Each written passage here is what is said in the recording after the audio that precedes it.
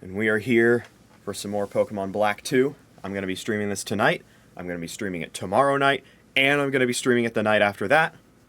We're doing 3 Pokemon Black 2 streams in a row, and by the end of the third one, we're going to be done with it. Well, we're at least going to be done with it as part of Backlog Game 4. Backlog Game 4 will be completed on Friday night. That will be the finale of Backlog Game 4. So be sure to tune into that. I was planning on doing at least one Black 2 stream last week. I think it was 2, actually. I was planning on doing last week, but that was one of the most stressful weeks of my life. So after the Switch 2 Direct reaction, which you might have noticed I didn't react as much as perhaps I could have at certain announcements, and that's because there was a lot of shit on my mind. But at the same time, there was also a lot of stuff that came out after the Switch 2 Direct that was, that definitely provided some unfortunate context, let's say, to things related to the Switch 2. And by that, I mean prices. But you're all familiar with that at this point, so. In the meantime, though, it is time for us to get right into the Black 2ing. So let's do it. Hello, Pals! I am JoeDan54. And if I am not mistaken, yes, in-game right now, it just hit midnight. As such, it is now officially Thursday in-game. And that is of special importance to me because of something that I can now do in-game. I've mentioned this before, and now we finally get to do it. Funny part is, this isn't even the last part of it.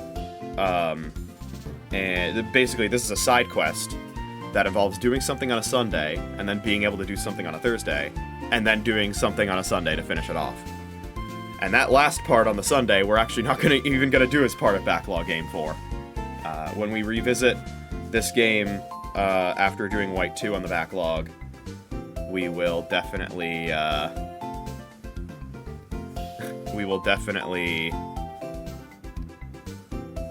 have the ability to use one of our Sunday streams to do this. You probably know what I'm talking about. It's the Nakreen City Cafe Warehouse Grubby Hanky side quest, so we can finally do that. We'll do that as part of our little daily schedule. That'll be great.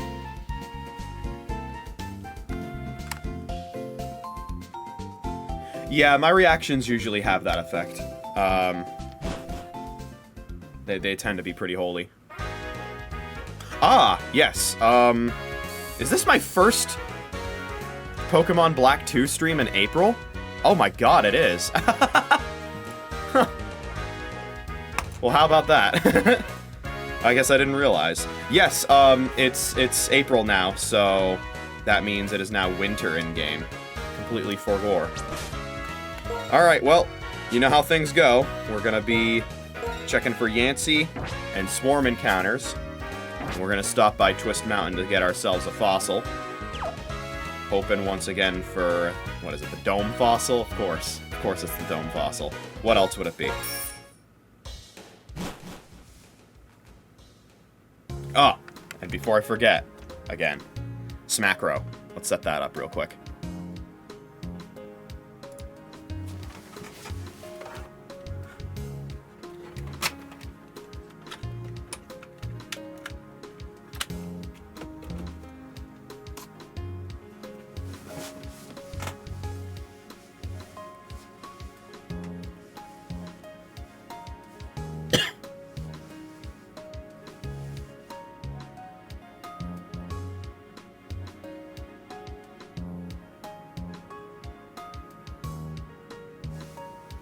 Alright.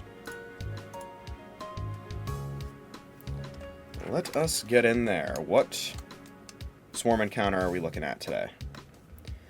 Outbreak at Route 5. That sounds like one we already have. But let's check, just to be sure.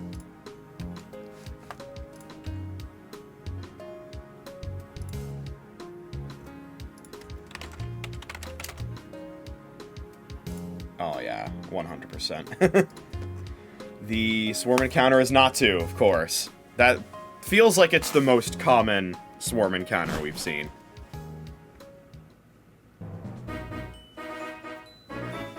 Alright, well, in any case, let's keep searching for Yancey. See how long she takes us.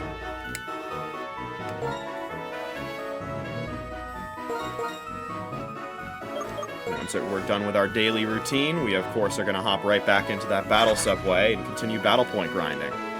That's going to be the focus of this stream and the next stream. Oh. Oh, it's hailing in Driftvale City, I guess. I was wondering what those sound effects were. Do you think the toothless meme is still gonna fucking, copyright claim me for this music? With the hail in the background? I wonder. Alright, Yancey, not in DMCA City. Let's keep moving. Let's see here. How about Route 6? Excellent. What's going on, Yancey? It's been a minute.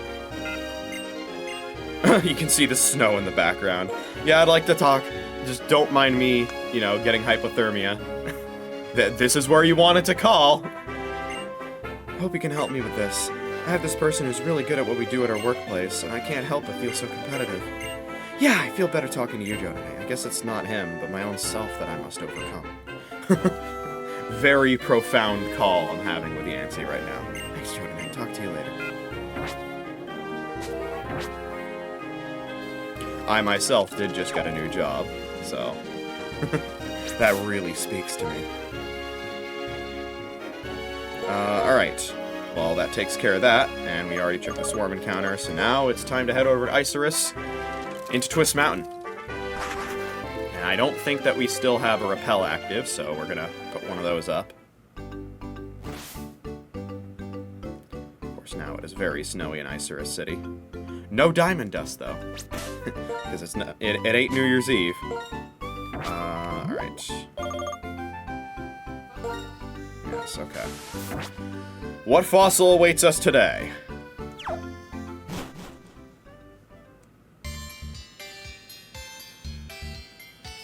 Oh, right, this. Oh, fuck. Oh, no, it's over. It's over. No! I don't know this one. Yeah, alright. Sad. Oh, God. Wait a minute. Uh-oh. Can I even reach the fossil area now? Uh-oh. Wait, no. No, no, no, no, no.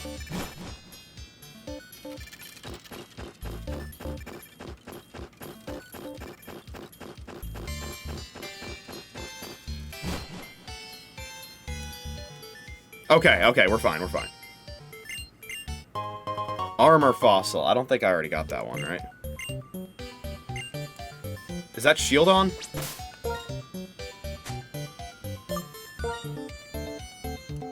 I think that's shield on. I don't know what else the armor fossil would be. Yeah, it's shield on, okay. Still looking for the dome fossil. Because of course we are.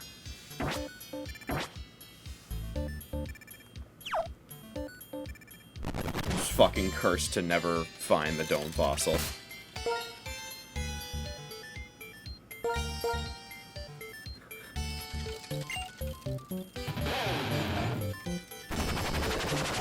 Alright.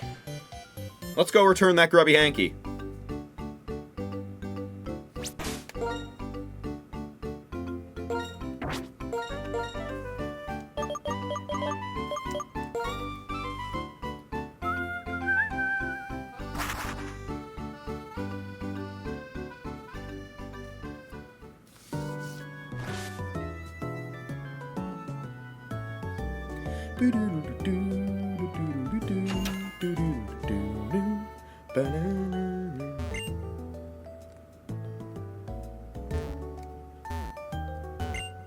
Huh? Did I lose something? Hey, that handkerchief. It's mine. Thank you so much for finding that for me. I need that handkerchief so I can wipe Pat Rat's cheeks after it eats berries. I see. Yeah, you don't actually even get anything for returning it until you return to the cafe warehouse again on a Sunday. Oh, well, there's your repel. After which, I believe you will get, what is it, a fluffy tail, I think? Which I think is a held item that you can use to always be able to run away from wild battles. I don't remember if it's single use. If it's single use, that's kind of sad. To go through all of that trouble, a side quest that takes, at minimum, a week, and all you get is a fucking single-use held item. That would be kind of typical of Pokemon, but damn.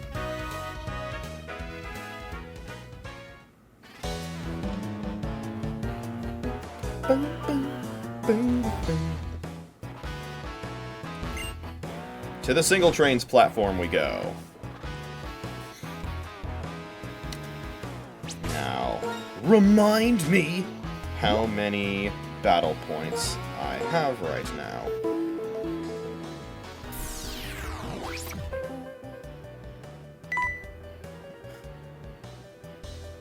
We're looking at 204. Again, our ultimate goal is to get 288, so we're 84 away. And if we're going to spend 2 streams getting the remaining battle points, the minimum amount of battle points we need to get this stream is 42, which should be pretty easy to do. That's just 3 Ingo wins. Last stream, I managed to beat Ingo 5 times in a row. I don't think we're going to get that luck today. But that's fine, that's fine.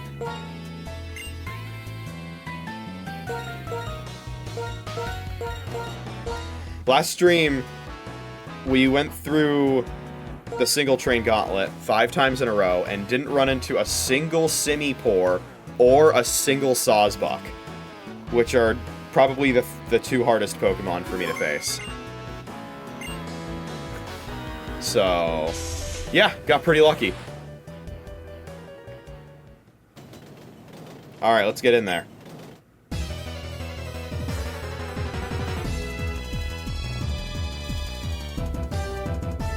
There's a pretty good chance that... Wait, did I don't even know... It must... Maybe it's been a while. I completely forgot there was a lady named Peso. I knew there was Rich Boy Dollar and Rich Boy Pound. I didn't know there was Lady Peso. Oh my fucking god. Now we have to play the video. Dollar Bob. I played this last stream, too. Finally, now that Dollar Bob is out of my hair, I can go back to my beauty sleep. Dollar Bob. Why do you even call that? It should be something like SpongeBob or Spingebill. Such a stupid name. Dollar Bob. Oh, come on. Who could be coming in during my beauty sleep? What the? Is that Yendi Cheeks? Pound Trick? Benton? Mr. Coins? And his daughter? Peso? Oh, come on. You wouldn't even try with that one. Oh my fucking god.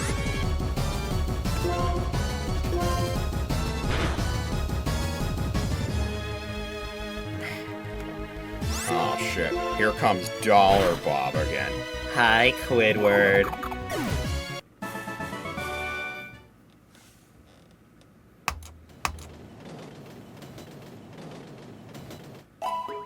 Anyway, what I think I was saying was, I think we'll probably go a fair bit over 42 this stream. And then next stream we're almost certainly going to have a fair bit of spare time after getting 288 plus battle points. Youngster Berry. They were they were lazing out with these names here. So we'll probably have a lot of spare time the next time I stream this, and as such, I do have other plans. So, of course, once I get every TM in the game, that'll be another one of my goals complete, and then that leaves only one goal left, which is to rematch the Elite Four and beat the Super Bosses. That is a hard goal. Not that it's a not easy goal, a hard goal as in not a soft goal. It is a hard-coded goal, if you will. There are soft goals that I'm also going for. One of them is to get most of the key items, which I've already done. The Grubby Hanky was one of those, by the way. And another one is to catch all of the available legendaries to me right now. And I believe there are 4 left. Yeah, let me see here. I believe there are 4 left. There's... where is it? I have this written down somewhere. I swear to God. I swear to God. There it is, okay. Oh, that's right! Okay, there's something else that I want to do after we finish this set of 7. I completely forgot about this. I should have checked this before I went live. It's fine.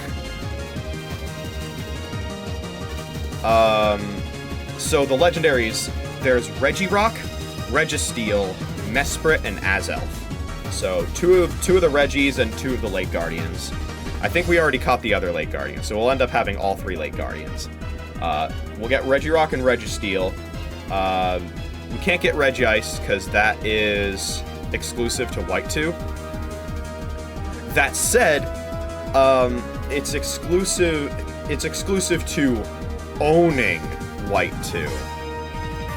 But using the key system, once you catch a version exclusive Regi in Black 2 or White 2, you can then unlock the ability for that Regi to be available in the other game. So, using the key system, I can end up being able to catch another Regice in Black 2 after catching one in White 2, which will actually prove useful for when I'm transferring Pokemon out of Black 2 and White 2 to other games to complete other national dexes. But yeah, so after this set of 7, there is something else I'd like to do. And it's something that... I'm trying to remember what it was. I think I was watching, like, a Nuzlocke content piece. And it made me realize I can improve one of my movesets. More specifically, currently one of the moves that I have on Connie is Spark. Connie's moveset right now is Crunch, Thunder Wave, Spark, and Wild Charge. Crunch is there for coverage, Thunder Wave is there in case I need a speed advantage. Wild Charge is there for just maximum damage output, but Spark is the most flexible move slot there. I have that there in case I don't need the absolute maximum damage output and don't want to take recoil damage. But I can do better. Fuck. I was hoping I wouldn't get intimidated. I don't think the superpower kills now. Oh, okay, we're fine.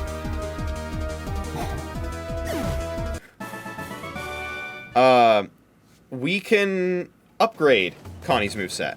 Replace Spark with Thunder Punch. And the way that that is done is through a move tutor in Driftvale City where I can exchange some shards. And I guess that didn't really cross my mind because that's, I guess, a bit more of an unconventional way to teach moves. rather than the level up or a move reminder or a TM or something like that. Sometimes I forget move tutors are a thing. But yeah, once we finish this set of 7, we'll head back over to Driftbell City to get Thunder Punch on Connie.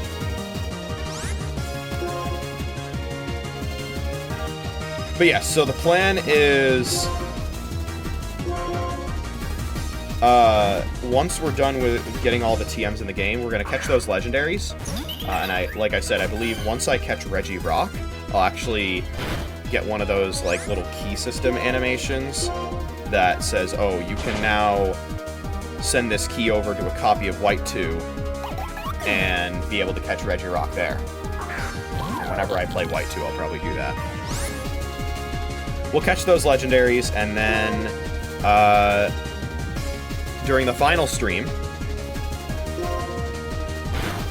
we will rematch the Elite Four and the champion. And then we have a bunch of super bosses that we can beat.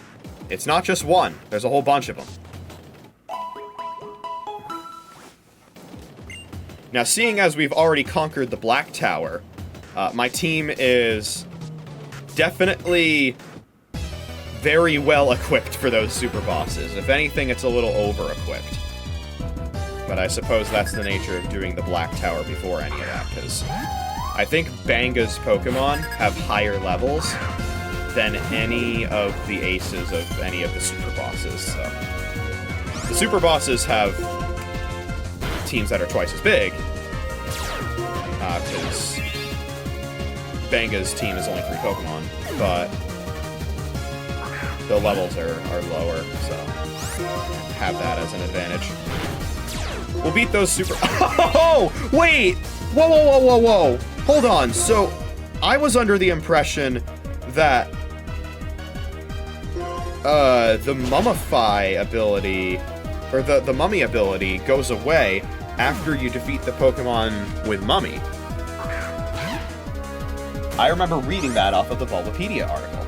Did another Bulbapedia article have an inaccuracy? Hold on, let's read this out, everybody. Let's read this out. Okay.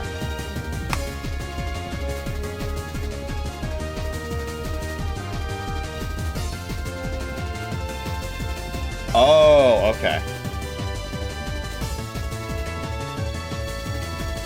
Alright, never mind. I think I misread it. The attacker regains its original ability once it is switched out, faints, or the battle ends. Okay. So it has to faint, not the Pokemon that gave it Mummy. Understood. So what you're saying is, if I don't kill with this Rock Slide, I might flinch?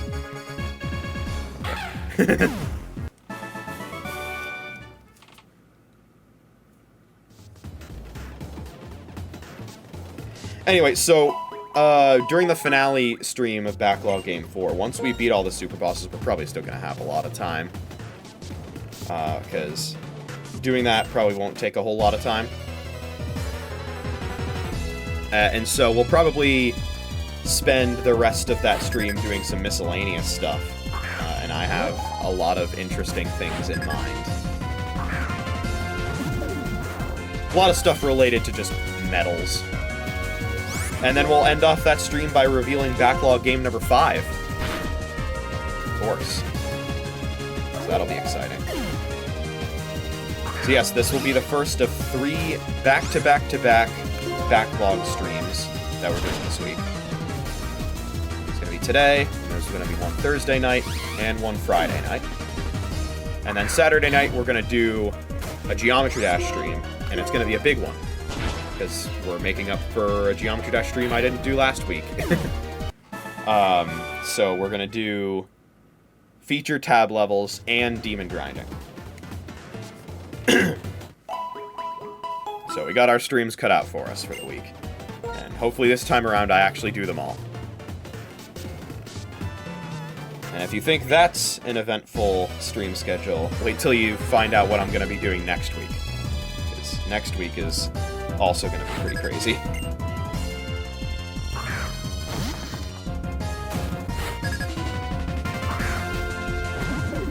Alright, well anyway, I believe this is battle number 7.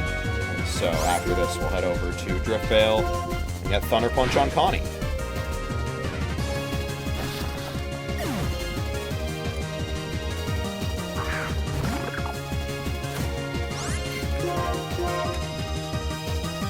Of course.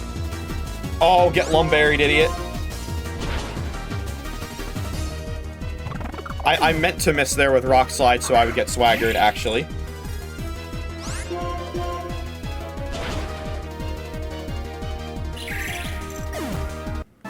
That was intentional. That was an intentional miss.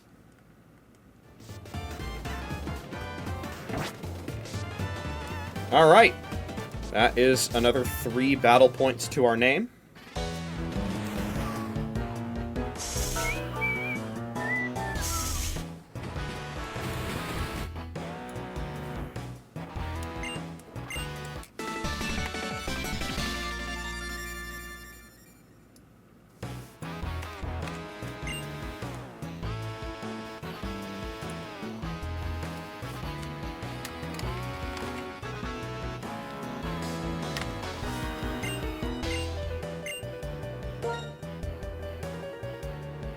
Oh. Oops.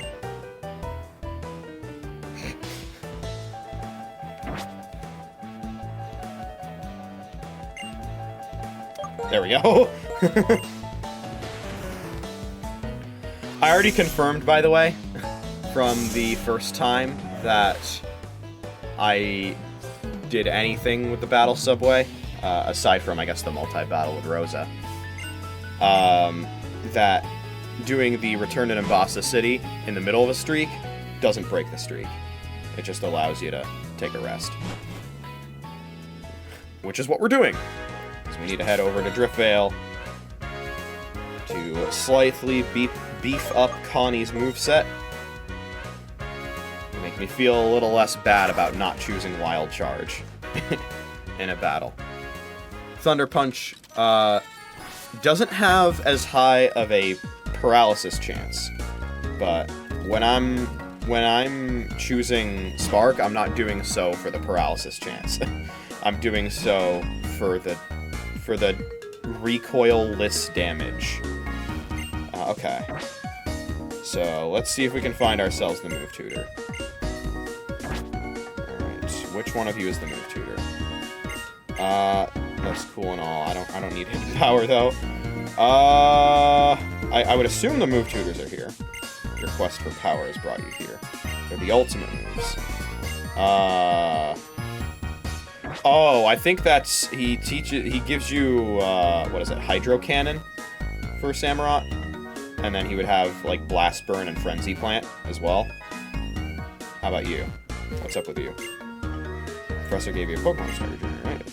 So a strong bond, there's a special move we can learn. A battle combo move. Okay. I don't know where the shard guy is. Where's the shard guy? Because none of these guys are the shard guys. Is he over at, like, the dock side? Right, let me get rid of the music so I don't get DMCA'd.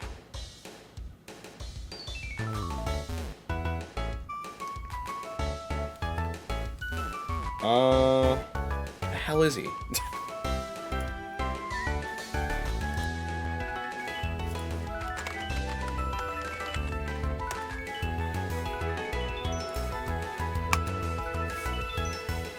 Oh, he's in Driftvale City proper. Okay.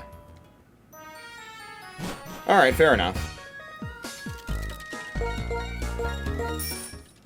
West of the Pokémon Center, it looks like.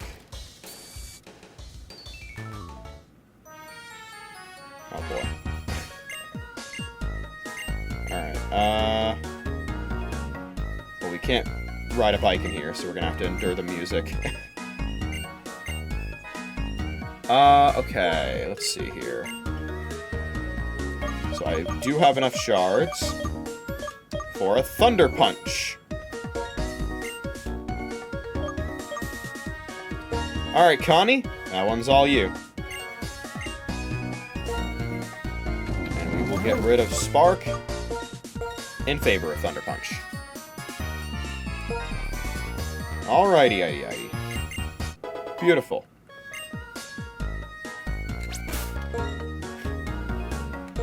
Let's check that out, shall we?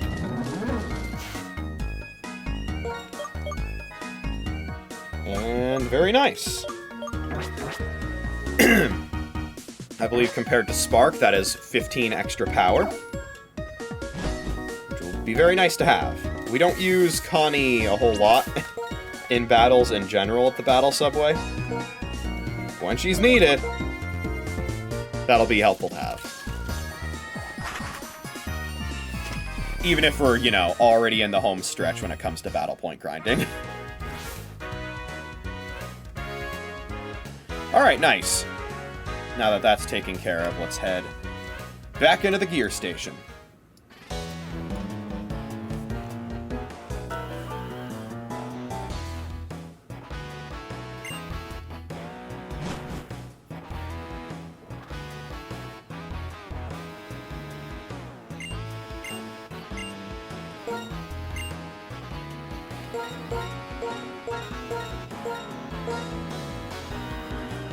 Of course, we swap out Connie for Bite the Dust whenever we enter Phase 3 in one of these win streaks, so...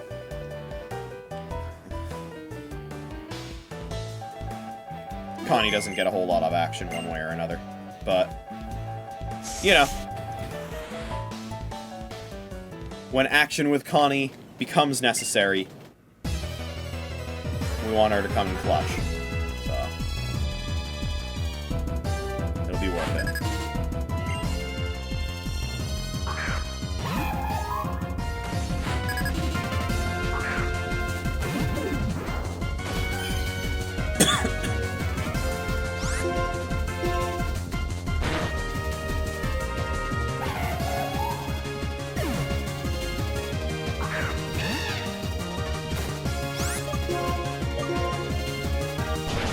Ooh. Oh boy, we don't live those. Alright, well, Connie, it's time! That was quick.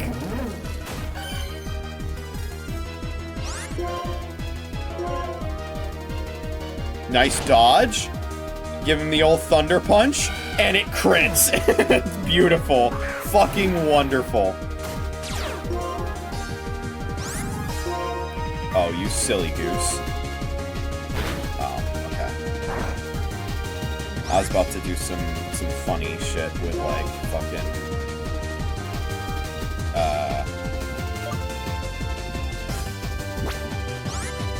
Some shit with, like, Oh, you can't hurt me with your moves, because... Levitate. Trainer seems keenly aware of that. I wanted a clean switch into Petulia, so we unfortunately needed to sack Connie there. But it's worth it, it's worth it. I didn't want it to, like, suddenly decide, oh, I'm gonna fucking use X-Scissor or something as I switched out, so...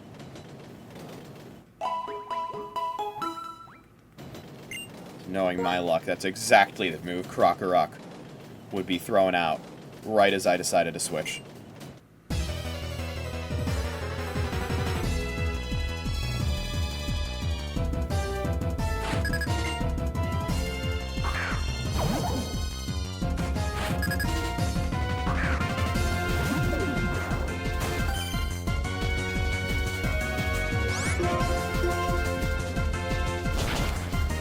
Yeah, that Aqua Berry is gonna save you, dude.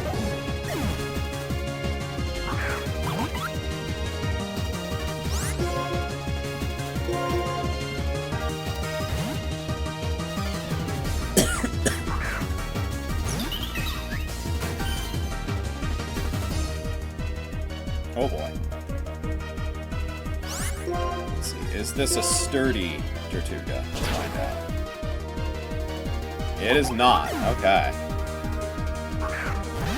Sturdy Shell Smash is pretty scary. Not gonna lie. A wise man once said, I'm not getting punished for this. Okay. Whoa! Holy critical hit!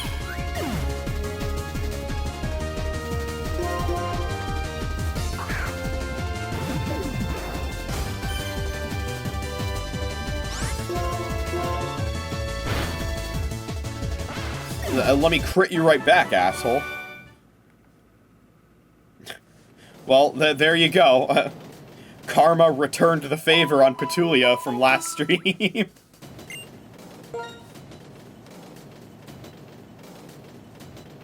Where I got fucking back-to-back crits on Petal Dance against unfavorable type matchups to get one-shots.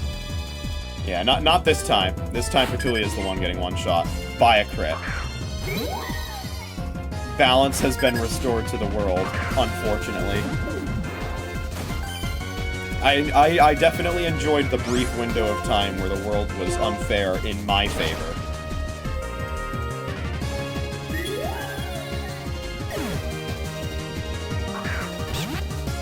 Unfortunately, the pendulum has rebalanced.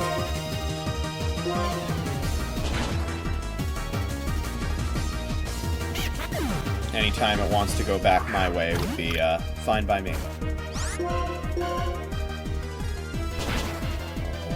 A deerling, you say? I would prefer not to see its evolution at any point during this win streak. During this stream in general, for that matter. Or the next one.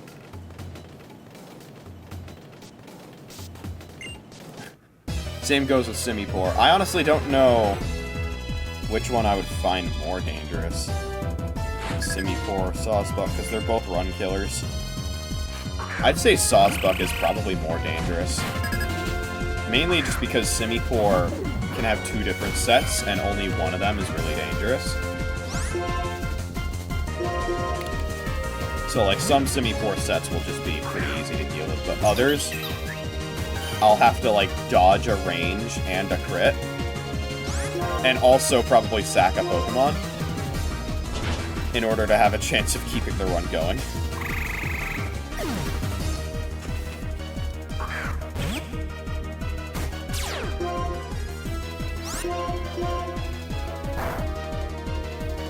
That's Bug Bite, isn't it? Oh, it's Agility! Ow. Okay. Signal Beam.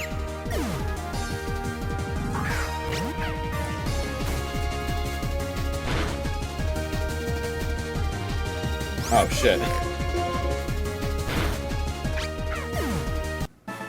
Heal Block. No Giga Drain for me, I guess.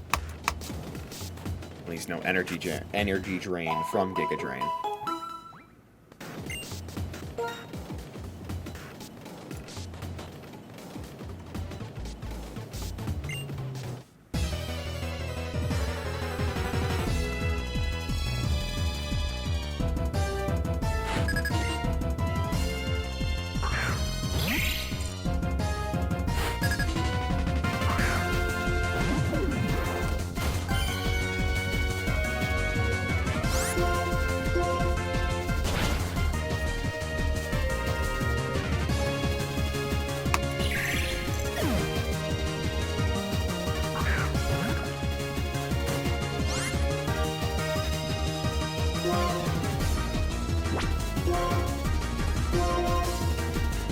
We've learned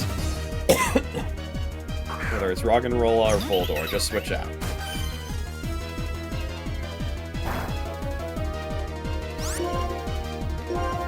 Whether it's Bulldoze, whether it's Stone Edge, whether it's fucking Iron Defense, just switch out.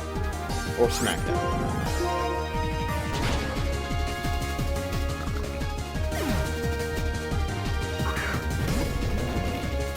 Speaking of Boldore,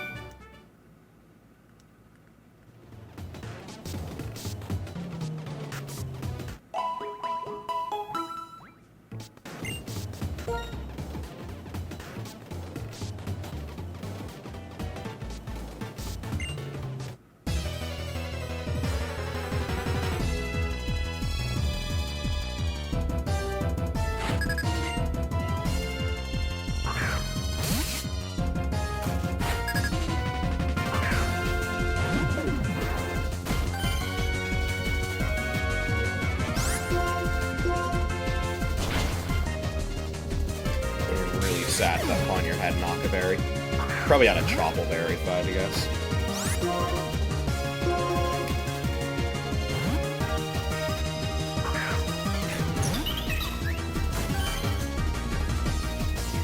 Gotta wonder what goes through like a Pokemon's head as it's like eating a berry that reduces super effective damage.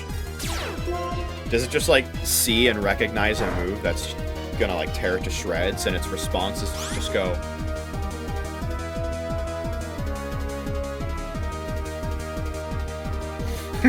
like as it's being charged up?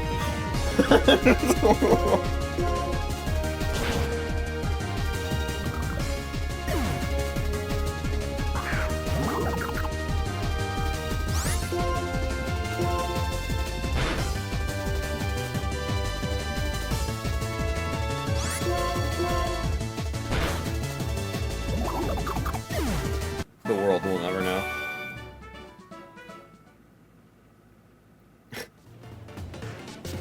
But yeah, like the animations and like 3DS games onward, you use a super effective move and it's like, it says, oh, you use the move, and then before the move animation happens, you see the other Pokemon go on the berry before the attack happens. Oh, no! Oh, no! Wait, no, this is okay, actually. This is okay. Because we have Darmon out, and Darmon's the Sawsbuck counter. I can actually tank a double edge with a clean switch. I have to dodge a crit, though.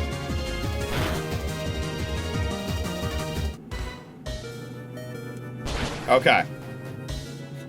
If there were ever a situation we had to run into Sawsbuck, that was the one right there. Unfortunately, Basculin. That's okay, though. I'm not taking any risks with this Basculin. I'm just gonna bring the pedal dancing. Because I don't even know if a Grass Gem boosted Giga Drain kills this thing. It had a sash. I'm an idiot. I should have seen it coming.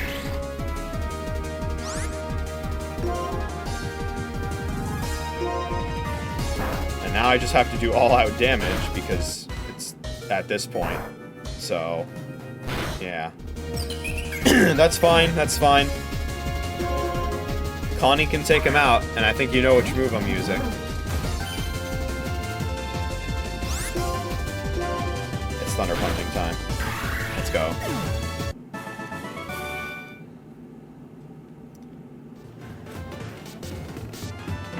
Awesome.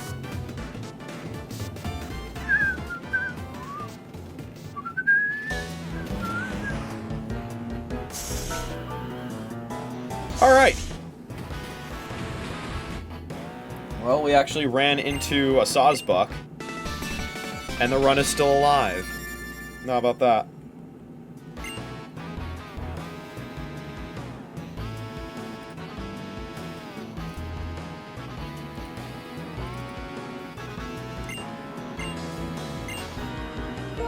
Well, now we're in Phase 3.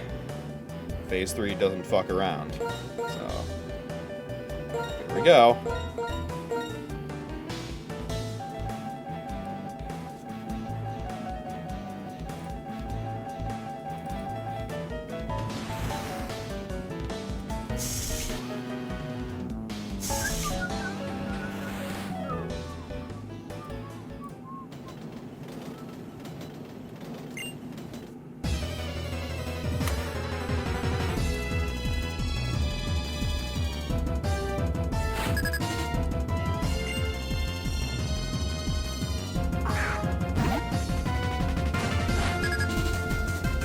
Start looking up these trainers. This is Claire Basilu.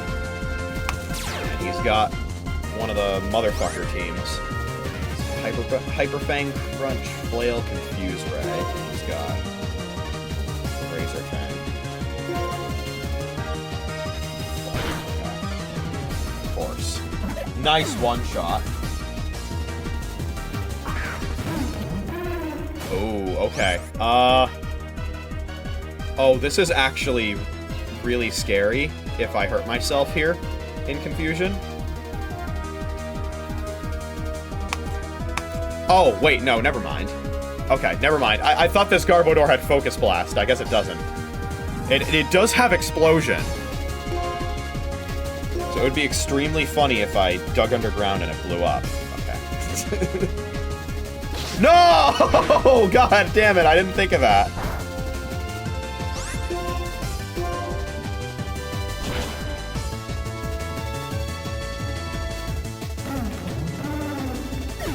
I forgot. It's fine now. Oh boy. Stoutland be scary. I don't think I can 1v1 this. Ah. You know what? That's fine. Now you have to recharge. Fine by me.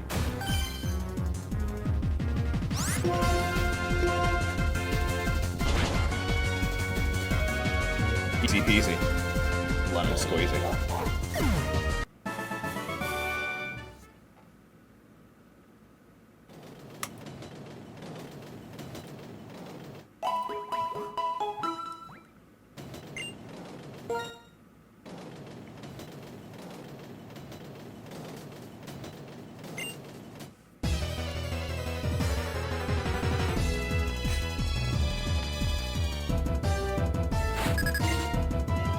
Clerk Hoffman. We got another clerk.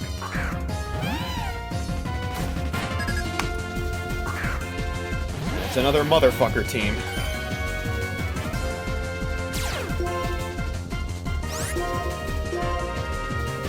Intimidate is so good for these openers here.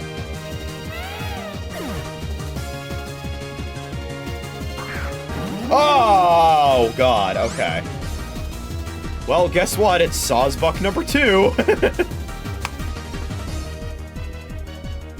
Like I said, I'm pretty sure I can't 1v1 this thing, and I need a clean switch, so we're gonna have to sack Bite to Dust. I know, it's unfortunate, but it's necessary to maintain the agenda. Wow, that almost one shot, but that's okay. That works in my favor, actually. Because that means it's going to be way easier to take this thing out. Once again, we just need to dodge a double-edge crit. And we are Gucci. Darmon holds! And there's the Fire Punch.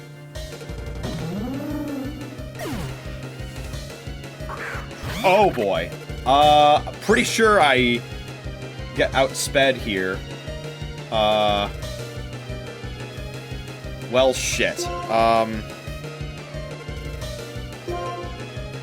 Yeah. I was really hoping it would use Giga Impact there like a moron.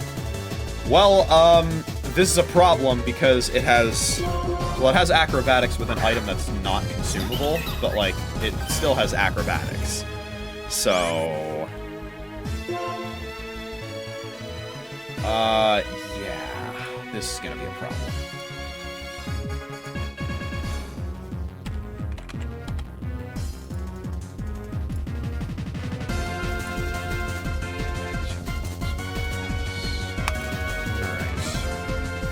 Alright.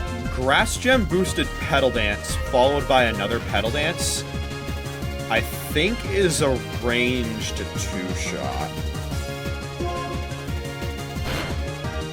Oh, fuck. Oh, shit. Oh, come on, Petulia! Let's go! Alright.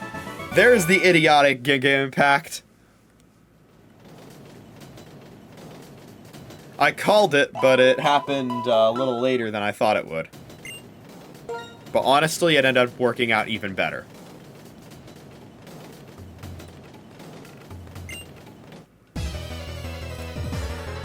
Right, we have a Maid. Maid Tana. With another motherfucker team. And another,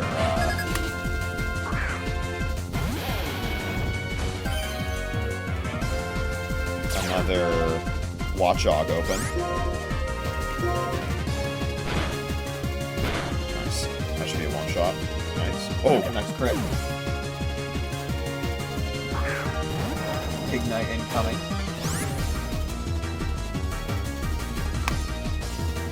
Thing does have superpower, but I'm pretty sure I outspeed. Yeah, okay.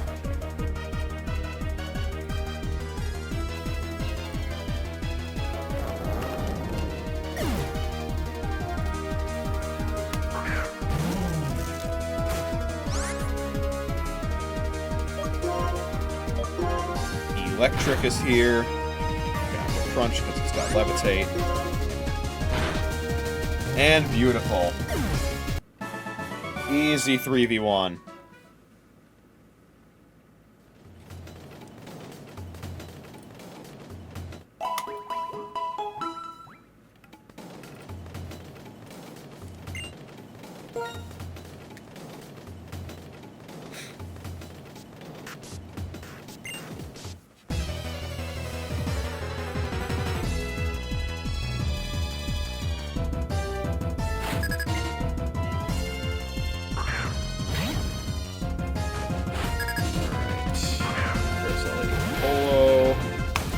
Got a Little League team.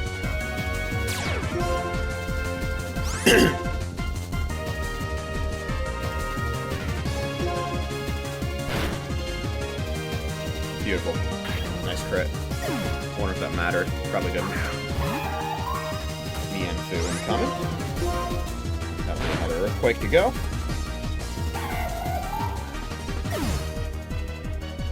And Litwick. I had a feeling it was going to be a ground-weak Pokemon coming in last. Oh, get dodged, idiot. Quick Claw into Inferno Miss. L.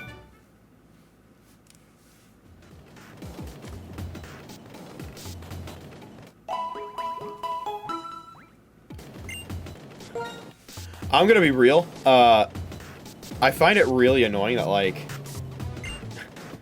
In the gens where Quick Claw was first introduced, there would be no text that says, oh, the Quick Claw let it move first. You would just have to assume that that's the reason you got outsped.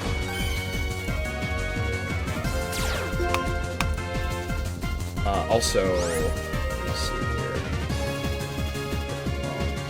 Trainer. Zweilous. Let's see if you miss me because of Hustle. That's a classic. You gonna do it? No? Okay. Still not gonna beat me. I win the 1v1.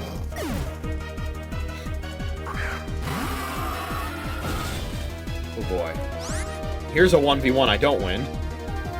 Okay. This one's got Steamroller, Poison Tail, Earthquake, Rock Slide, and I'm pretty sure it's fast as shit, so... Yeah, there's the Steamroller. It's Bug type, I forgot about that. I figured I'd want a, clean switch to maximize my chances of not dying to this Earthquake.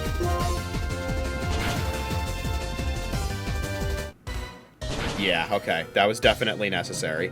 I think even the resistant Steamroller chip damage would have been enough to make me lose there. Do I outspeed this Fracture? I think I do. Oh boy, that's bad. Okay, alright. That was a very bad time for Giga Impact to miss.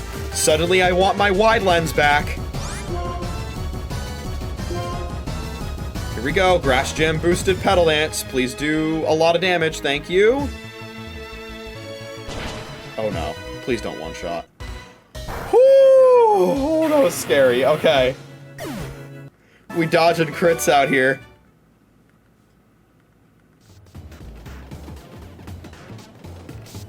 Oh, that was terrifying.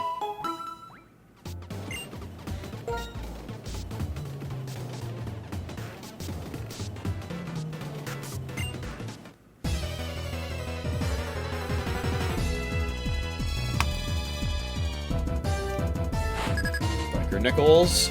It's a Little League team. We should be going to Ingo.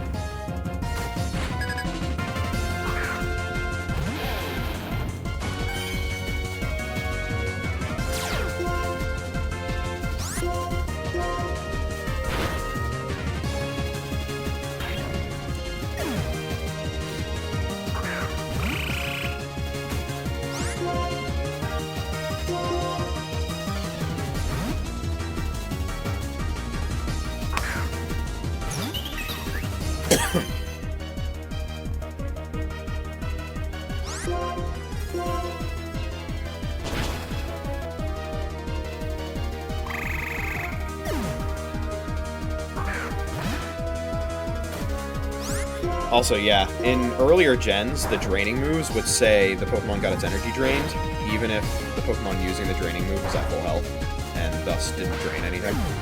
But that is not the case in Gen 5. And presumably not the case in any gen after 5.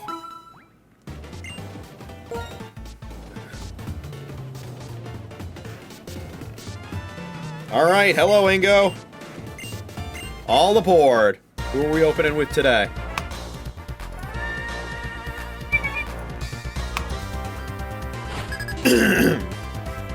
We are opening with Garbodor. I don't think we've actually seen a Garbodor open before. But this should be fine. We one-shot Garbodor all the same. Beautiful.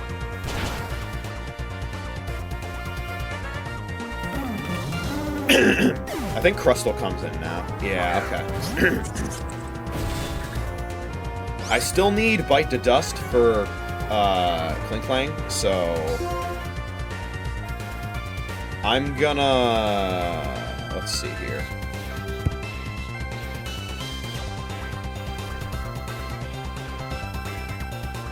Fuck, this is gonna be X-Scissor. I think I sack Darmon here.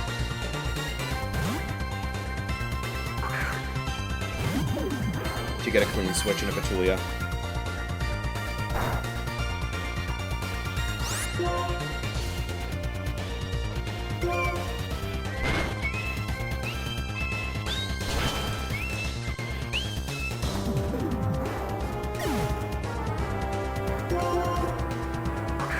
All right.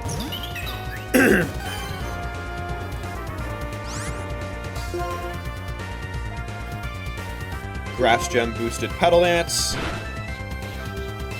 And there goes Crustle. We are locked into Petal Dance now. So, a little scary. Should be fine though. Because we're gonna bait Giga Impact. And then it'll have to recharge. Yeah, okay. Nice.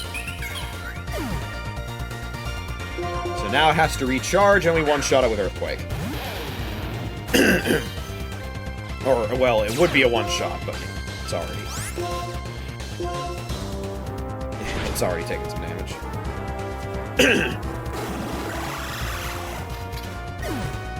There we go, that's another Ingo victory.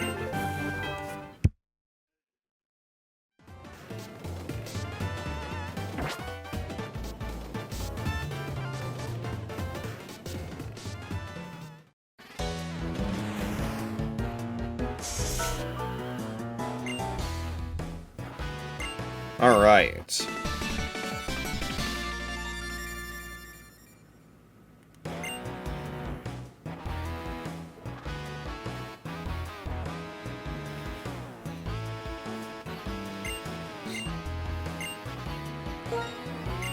So that brings our total up to 220. Nice. The goal for this stream, I think, is 246. Yeah, 246, so. Getting there.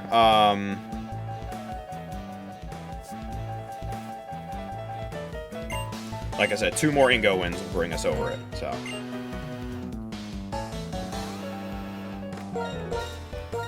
We return to phase 1. Bum, ba-da-dum, ba-da-bum. Bum, ba-da-dum, ba-da-ba, ba-da-da, bum, ba-da-da, ba-ba-ba-ba-ba, ba-da-ba-da-da-da, ba-da-dum, ba-da-da-bum.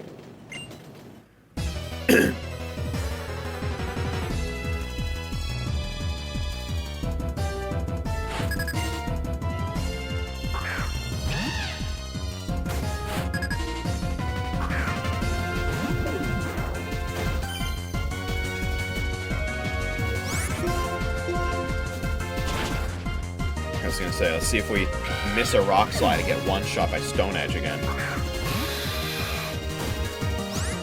The ridiculous Whirlipede cry again.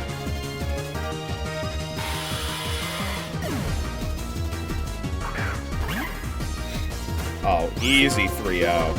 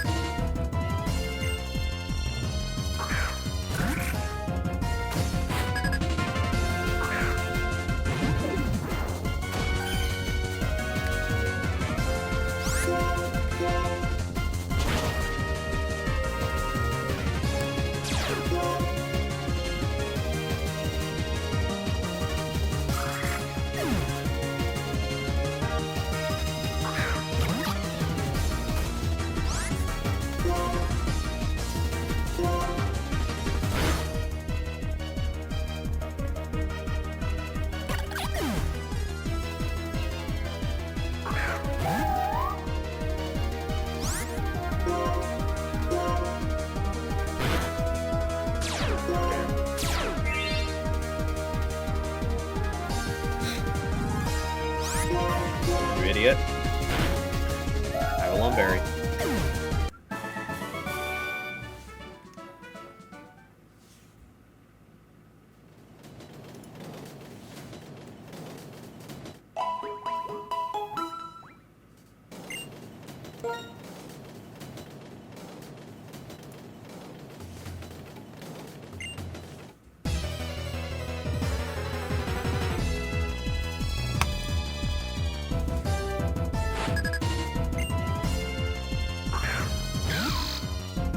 Switch.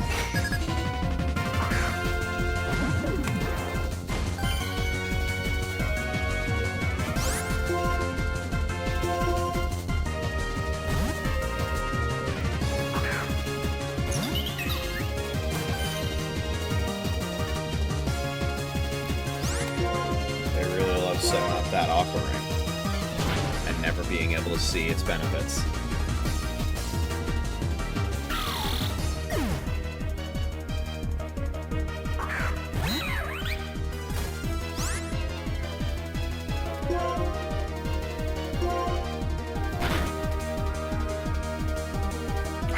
Kill. Fuck.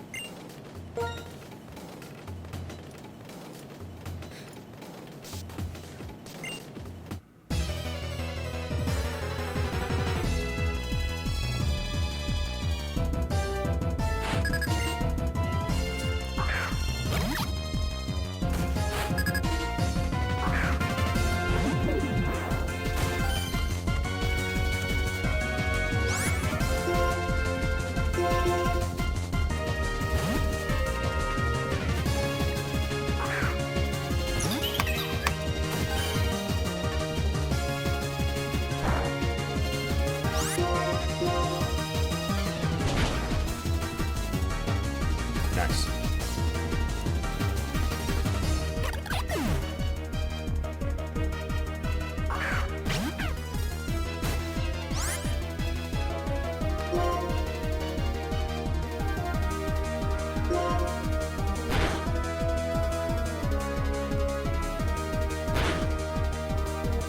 Oh my god. Psybeam crit, Jesus. Imagine like a trick room type, like, oh, the room has like twisted dimensions, but what they do is they make all rolls that are not crits into crits, and all rolls that are crits into non-crits. So you instead of having like a 1 in 32 or whatever chance to crit, you have a 1 in 32 chance to not crit. And just everybody just deals way more damage. It just becomes a berserker battle on both sides.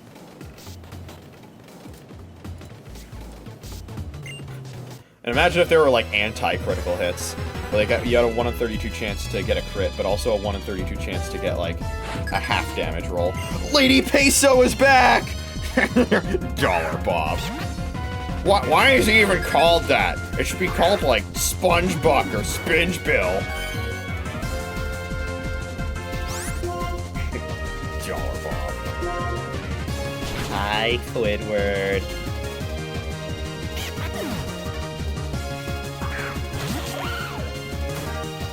Oh, come on, you weren't even trying with that one.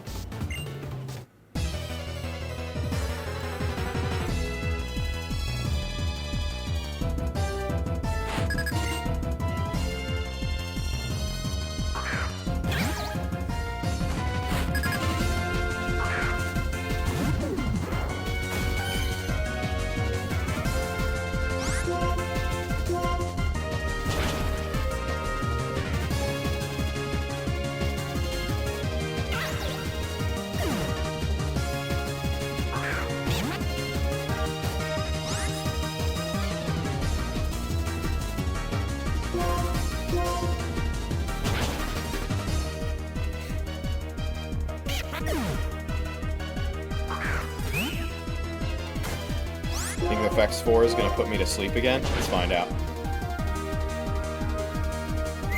No? Okay. Like I said, the effect spore has done nothing but put me to sleep. There's been no poisons, no paras. It's been all sleep. When I do my supercut video on this, I'm definitely gonna calculate the odds for that, assuming that there is an equal chance of poison, para, and sleep, which I think there is. Seeing how many 1 in 3 chances I rolled in a row. And then comparing that to shiny odds.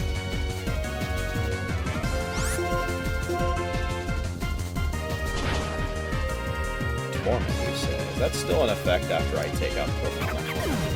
Let's find out.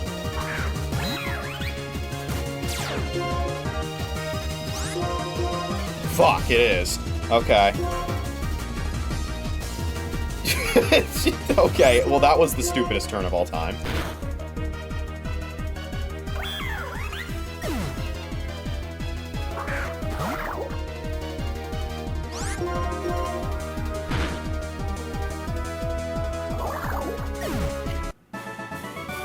I'm like 1 for 3 or 2 for 4 for Giga Impact, Giga Impact Hitlands, this stream.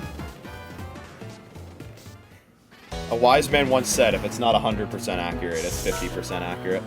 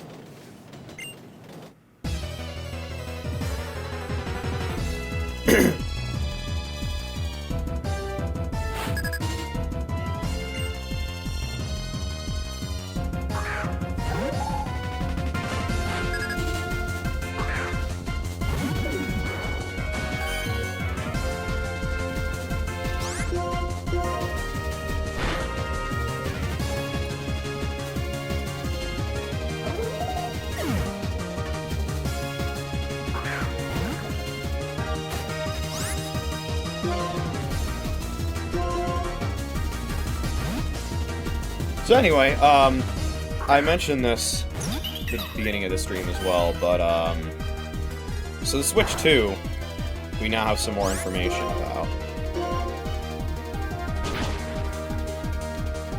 It's gonna be very expensive.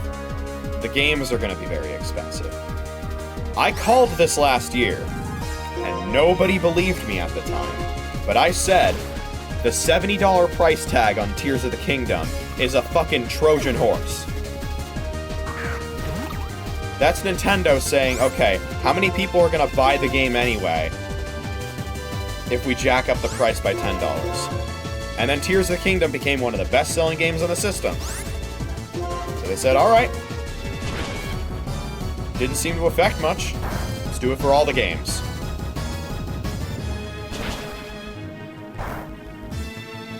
And here we fucking are.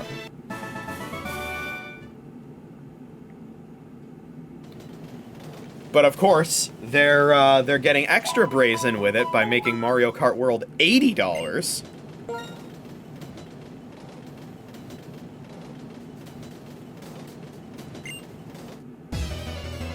I do still intend on getting a Switch 2 on launch, but not because I necessarily desperately want to get a bunch of games for the system. I do want to get Mario Kart World. But it's more of the fact that getting it on launch drastically increases my odds of getting a Switch 2 with a hardware vulnerability that'll allow me to hack it.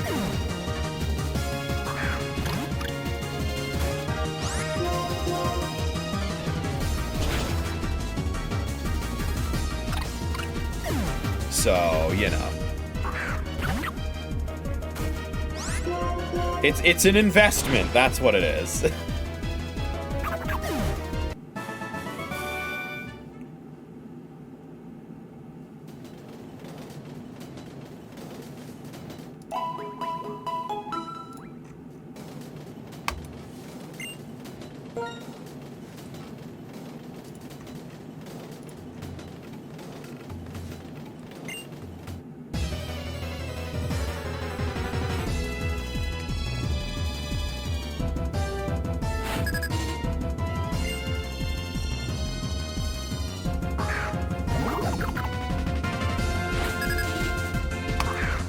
And then there was this line that Doug Bowser had where he was basically just like, yeah, there's gonna be people that can't afford the Switch 2. So they can keep playing their Switch 1, that's fine. Oh, Focus Band? It's been a little while since we've seen a classic Duosian Focus Band proc. Oh, get this thing off the fucking field. Still kill, still kill, still kill, okay. God, I hate Cupchew so much. I do not want to look at it.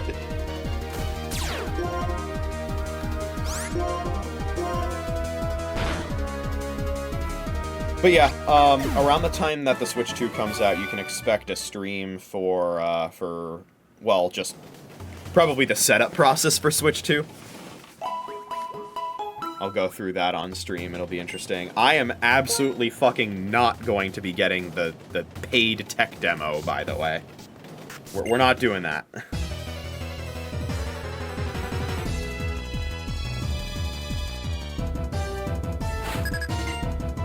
And then, yeah, I'll be streaming Mario Kart World when that comes out. But honestly, the most exciting announcement during that Switch 2 Direct was the updated Switch 2 version of Kirby and the Forgotten Land. What is it called? Star-Crossed World? Yeah, I think that's what it is. Oh, dude, I'm so excited for that. So it's, yeah, Kirby and the Forgotten Land, Nintendo Switch 2 Edition, plus Star-Crossed World.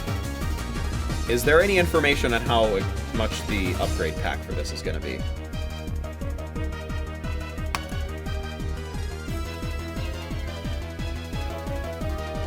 Because, for those who don't know,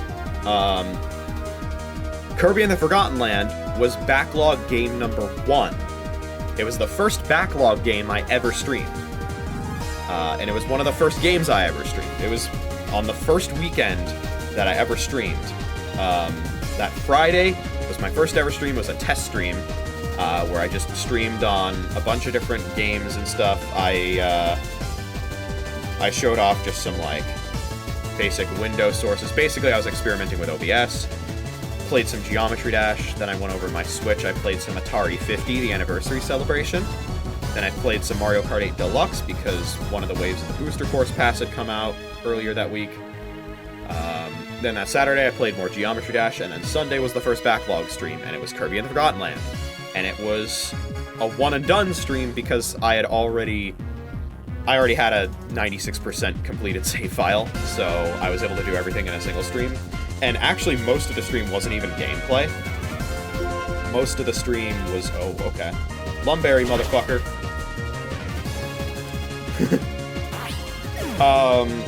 Most of the stream was tier lists and, like, talking about the game.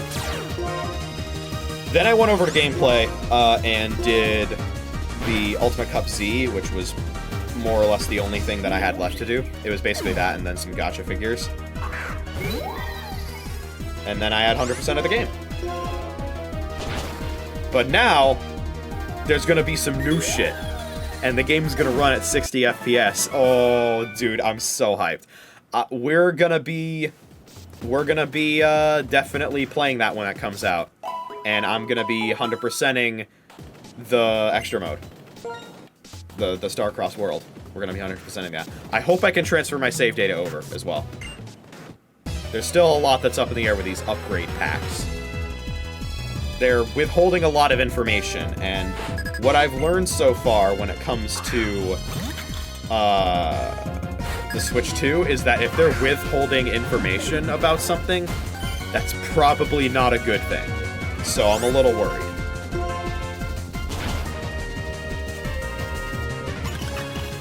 And of course, Nintendo is scapegoating tariffs for their awful prices.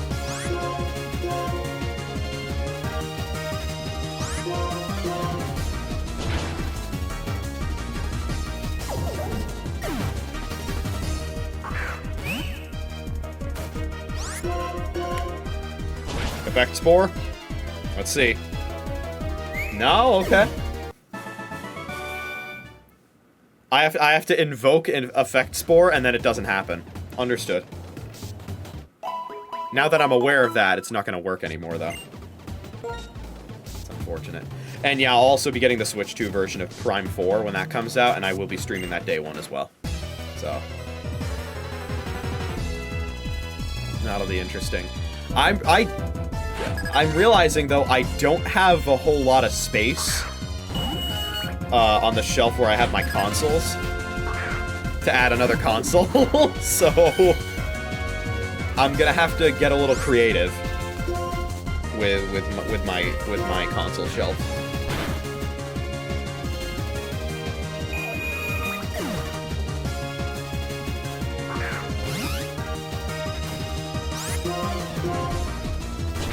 Because I'm still gonna be using my Switch 1 for a number of games. I'm not just gonna, like, toss out my Switch 1 when the Switch 2 comes out. I'm not doing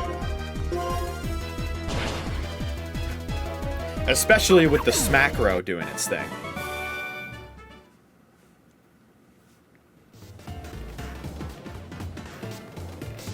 Couldn't afford to fuck with that.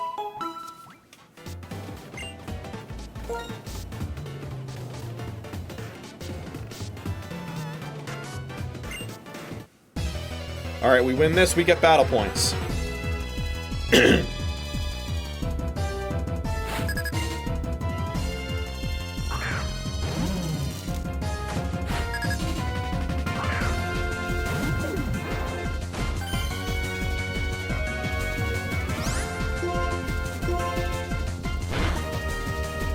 Yeah, uncover the mystery of the meteor. After the world is struck by a powerful meteor, Kirby must use his amazing abilities, including some all-new mouthful modes, to clear a trail through uncharted territory in this exciting adventure. And I heard a remix of the main theme that was playing in the trailer, too. Oh, I'm so hyped. It's kind of fucked up, though, because I don't know if I've shown it on stream. I have a physical media... Oh. Well, that ain't good. I don't know what the Skullpede's moveset is, but... Oh, well. I'm glad I didn't switch out to, like, Petulia or something there, because that would have been bad. It's Stab X Scissors, so it probably one-shots, doesn't it? Let's see. Even getting some chip damage here would be nice, but, like, Sleep Powder would have the biggest effect, so let's roll the dice. Poison Jab, that's also Stab. And it one-shots. Okay. Alright, it's all on you, Connie. Now that I think about it, I probably could have come in here and Thunder Wave first, but it's fine, it's fine. Thunder Punch! Holy! Please don't die. Oh, no, no, no, no. The Screech. The Screech. No! It was a crit! Oh!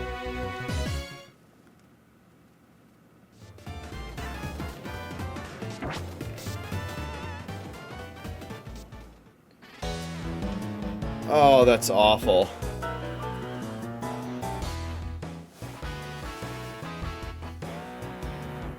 Well, there's my first loss in a while.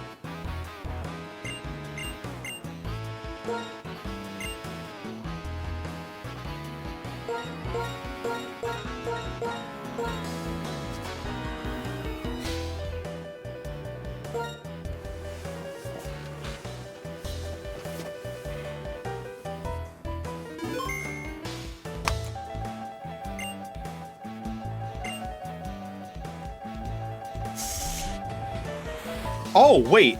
There's a release date for it. I didn't realize there was a release date for the Switch 2 version of Kirby in the Groundland. I didn't see an announcement for that. It's coming out August 28th, 2025, it looks like. Although this also looks like it's PAL version details, but I would assume it's going to be a worldwide release. No, nobody fucking does staggered releases anymore. Those are bad for business, I think people have realized that. By the late 2010s, everybody had realized that except for Alpha Dream. We all know what happened to them.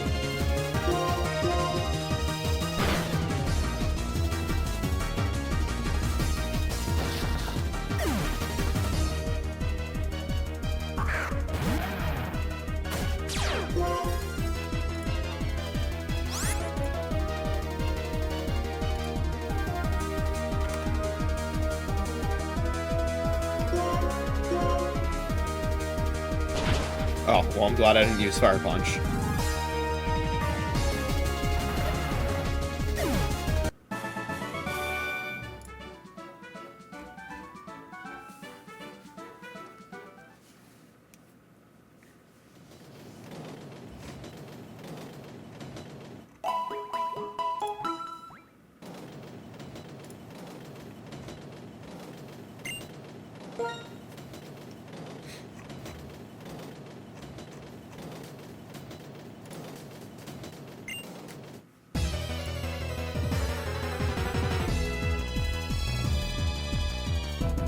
Yeah, there we go. Okay, yeah. Yep, August 28th, 2025. That's when the new Kirby in the Groundland is coming out.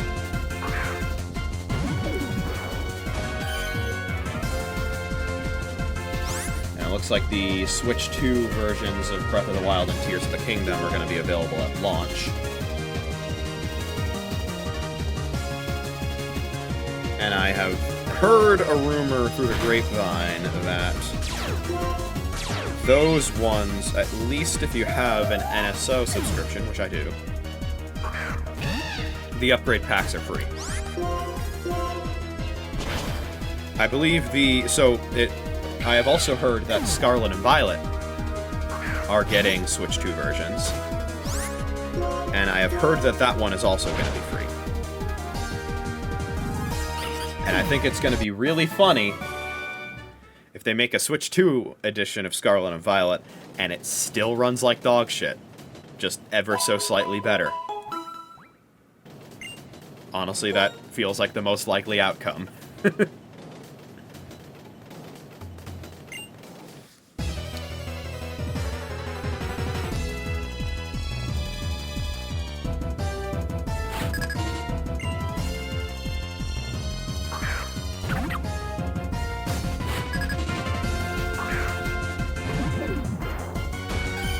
of course, there's still no release date for Prime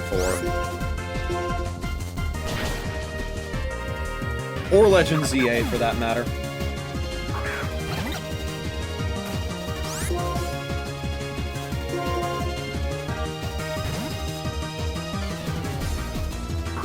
I'm not going to be streaming Legend ZA when that comes out. If it's not dog shit, I'll probably put it up somewhere on the backlog. But I'm not going to be streaming it at launch, nor do I think I'm getting it at launch. But Prime 4, we're getting that one.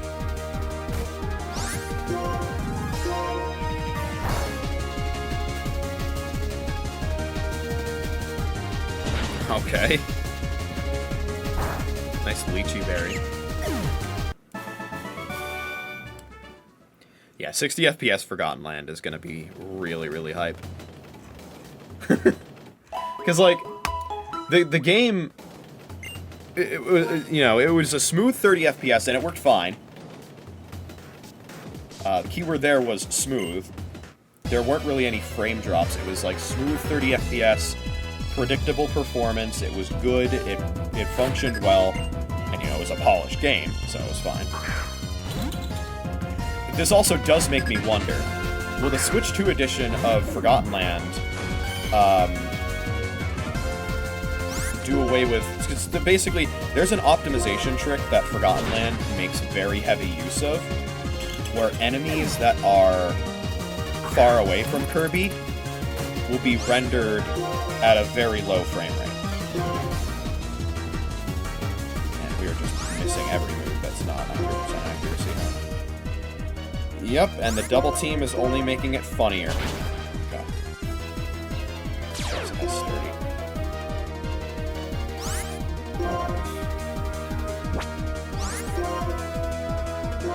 Punch him. Thank you. So I'm curious if they're going to do away with that and be able to render, like, all enemies in the game, regardless of distance on screen, at full frame rate. That'd be pretty cool. Honestly, it might take some getting used to at first, playing that at 60 FPS. It's gonna fucking feel weird, because I'm gonna be used to the game running at 30. But technically, the game doesn't entirely run at 30.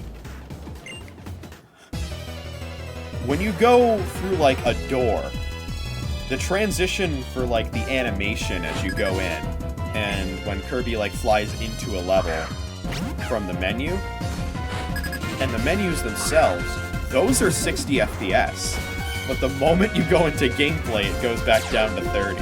It's pretty funny. Like, the game is desperately trying to run at 60. But it just can't. And so it gives up on it and says, okay, we're gonna have to run at a lower frame rate, but it'll be smooth. It'll be smooth, it'll be stable, and the gameplay will be fine with it. And it was!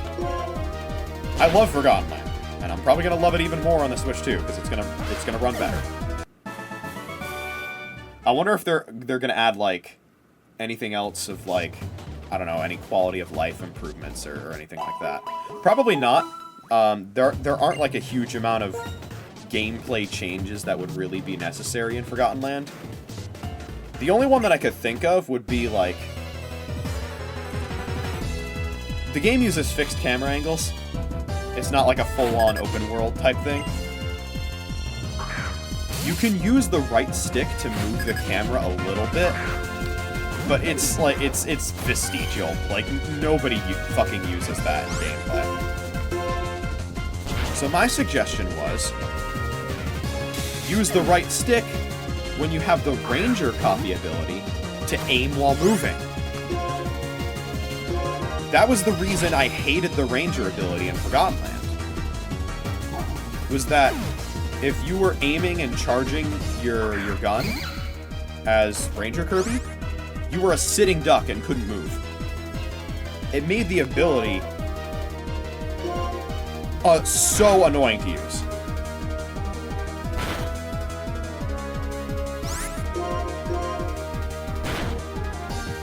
I don't remember enjoying a single Treasure Road stage that involved any of the Ranger ability stages. And then, of course, there was that horrendous challenge that you had to do in the Clawroline fight, where you had to shoot her with the Ranger ability while she was up, like, up in the air.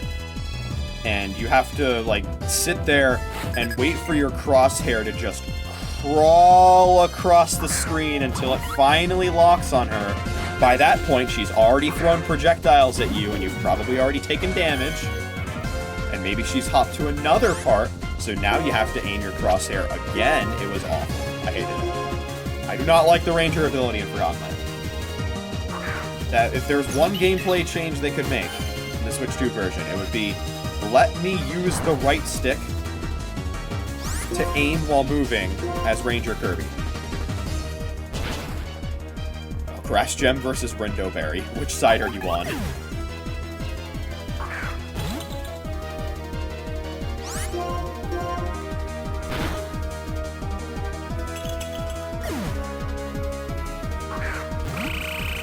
You want to make it so that Kirby moves slower while he's aiming? Sure, fine. A lot of other abilities were like that too in game. When you charge, Kirby moves slower. That was the case for Sword. That's the case for Hammer, I'm pretty sure. It's the case for other abilities. Fine, do that with Ranger. But let him fucking move at least a little bit, instead of just standing there. I hate it. It's garbage. I really hope I don't have to use the Ranger for anything in Starcross World. Also, some of my friends were making the jokes, which, now that I watch the trailer back, it really is like that, huh? Where they were just like, oh my fucking god, it's Forgotten Land, but terastalized.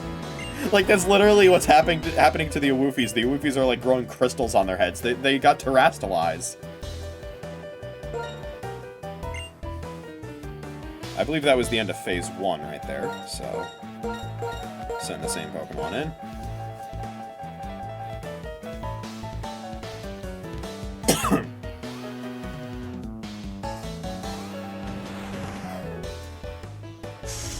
Yeah, I'm gonna be very excited to play Starcrossed World. I have to wait till the end of August, though. Fuck. Wait, is it? Oh god. Oh no. Is it that PAX West weekend? I'm going to PAX West this year.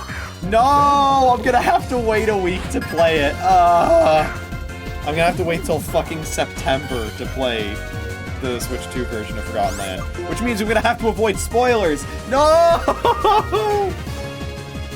Oh, that sucks.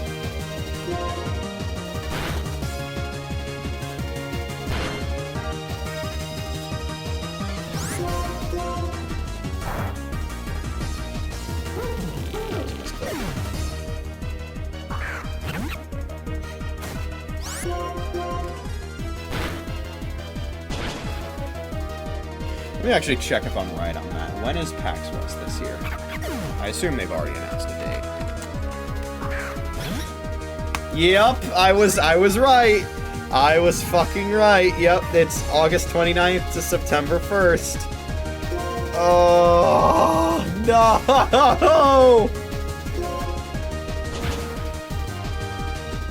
Oh, no. I'm gonna have to wait to play it. That is so tragic. Oh,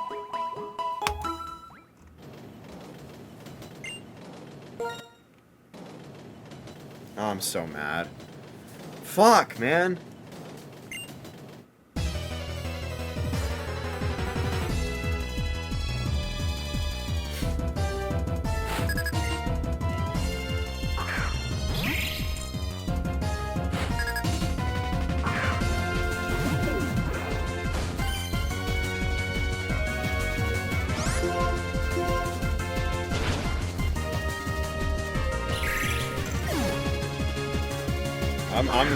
My spirit has been broken by that.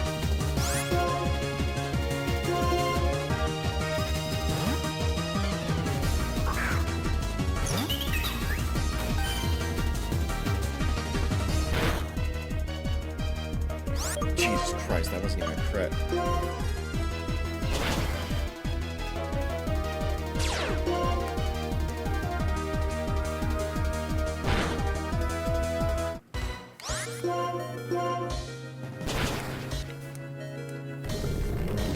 Glad that no crits happened there. That would have made things a hell of a lot worse.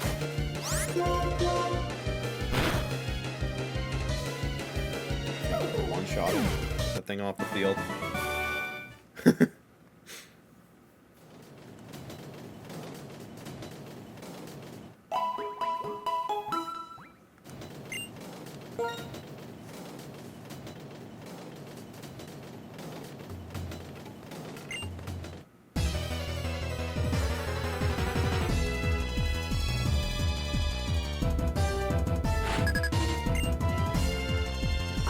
I would have never even seen the Switch 2 version of Forgotten Land coming, though. I did not think they would do that.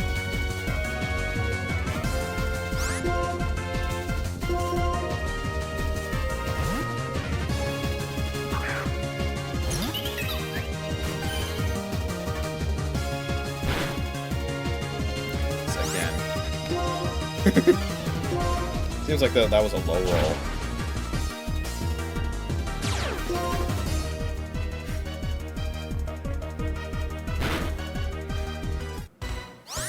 We are dodging crits today.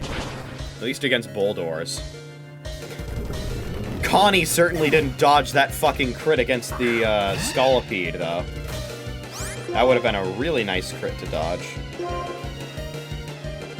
That unfortunately was not in the cards for me, though. Oh! I didn't realize Petal Dance was gonna one-shot. I guess I was just fucking styling on that Arcan for no reason.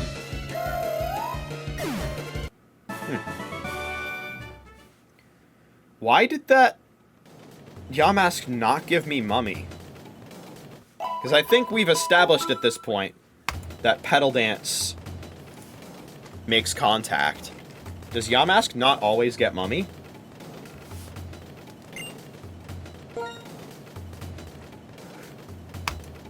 No, it always gets Mummy.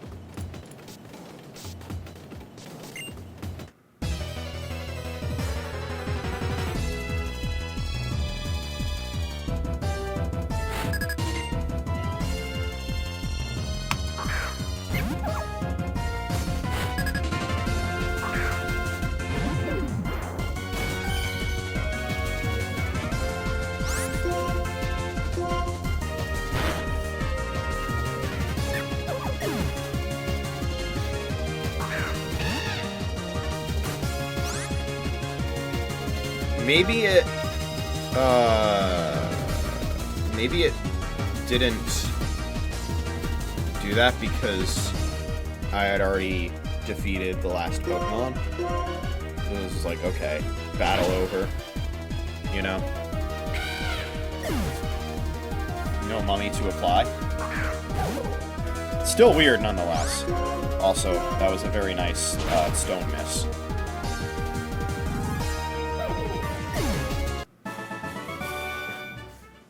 I would have been sending Connie out if that didn't miss, even if it didn't crit.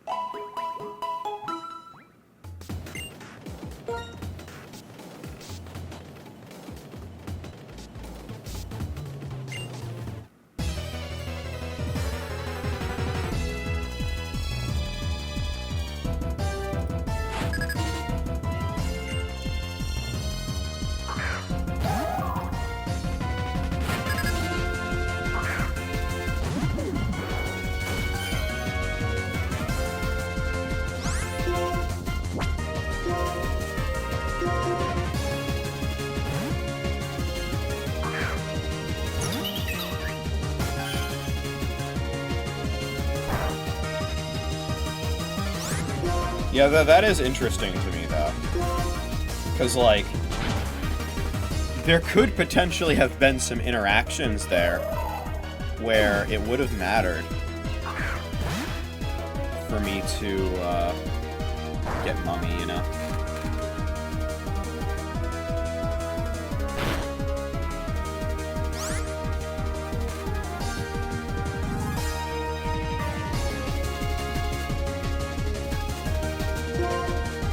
Like if I was using a recoil move, and I had Rock Head.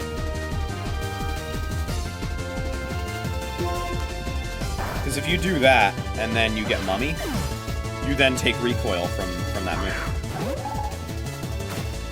Like, that ability change happens before the recoil gets applied. Or the recoil check happens, so...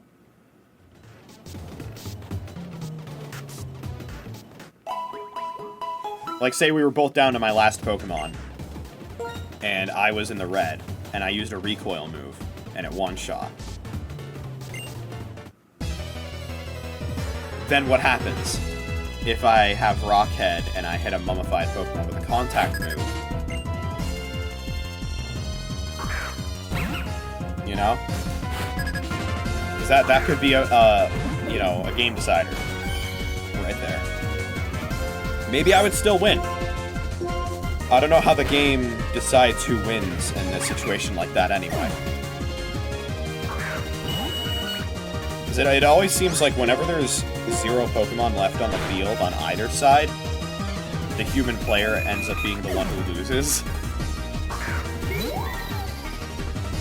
And then the only exception to that, really, is Perish Song, where the winner in a situation where everyone's last Pokemon is out in Perish Song, and then the Perish count falls to 0, is whoever is the slowest, whoever has the lowest speed stat, ends up winning that scenario. But in other situations, I feel like whenever there's a double KO, the human player is always the one that gets punished.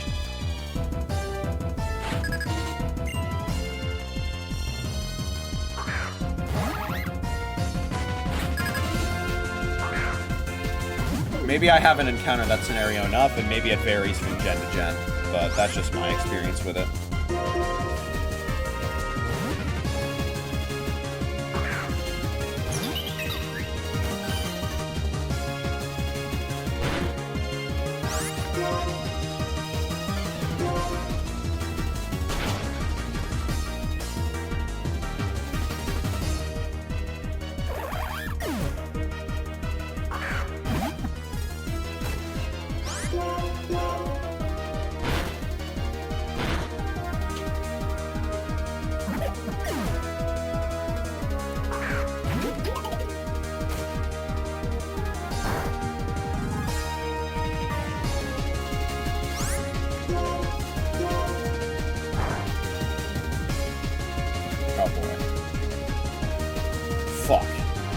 No, you asshole.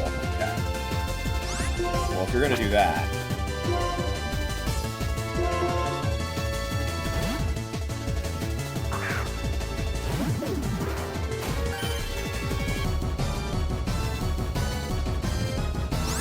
Double Team Ingrained Synthesis is fucking insane.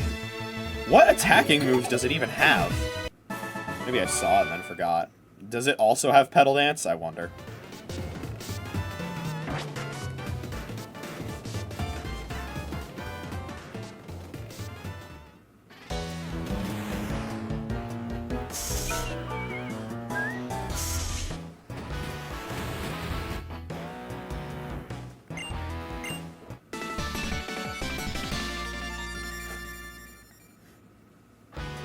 Seems like there are some Pokemon abilities that can't get overwritten by Mummy, including Mummy itself, which makes sense.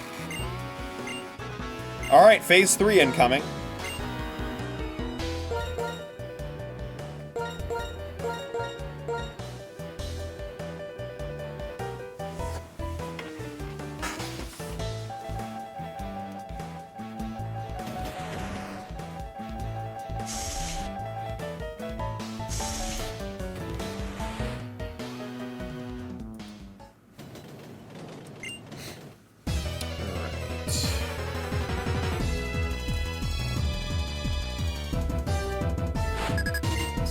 Keegan. Opening with a motherfucker team. This one's easy though, because We're opening with a Pokemon that can one-shot it. It has a Shuka Berry, though, so maybe not. Fuck.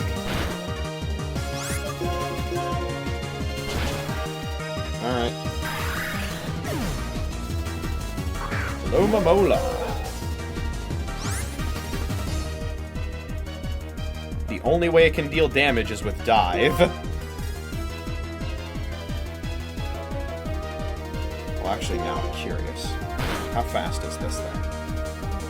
I'm faster. Good to know.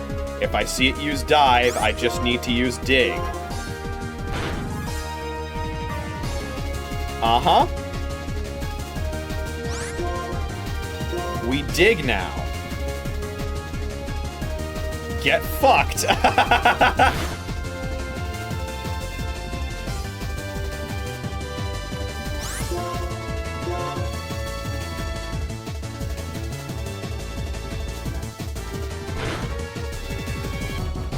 Yeah, I'm barely outpacing the healing that Alomomola is doing.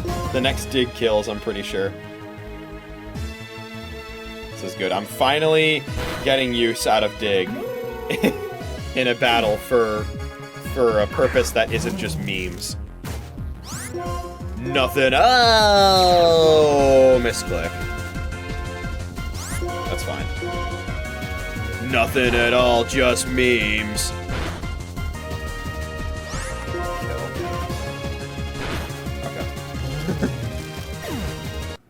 Awesome.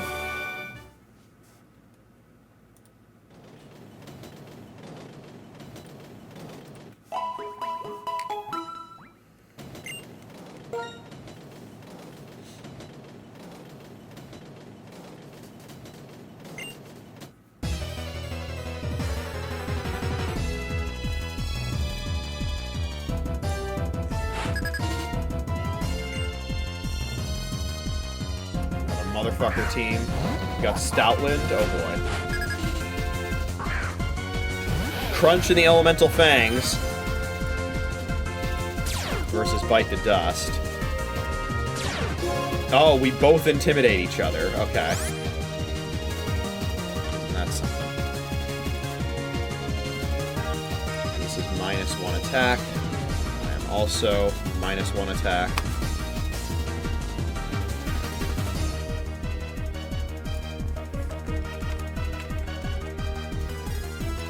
I think I outpace it in damage, but it's faster, so it might be a moot point. If it freezes me, oh god, if it freezes me, we're kind of fucked.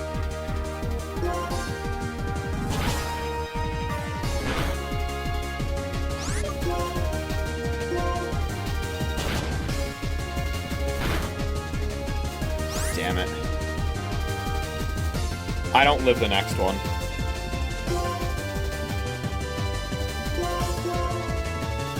That's gotta be another Ice Fang, right? There's no way he uses a different move. Okay, cool. Alright, well, this is gonna be Crunch, probably. Defense drop, damn it. Here's Crustle.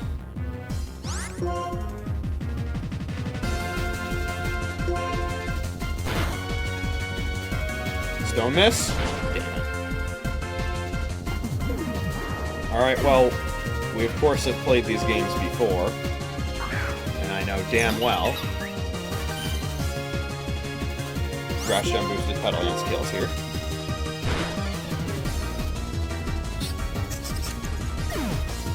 Who's next? Garbodor. I'm very glad that,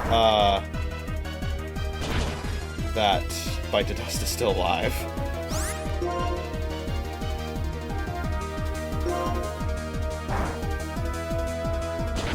Okay. Because I don't think there's a world where Garbodor outspeeds, and this Earthquake absolutely kills.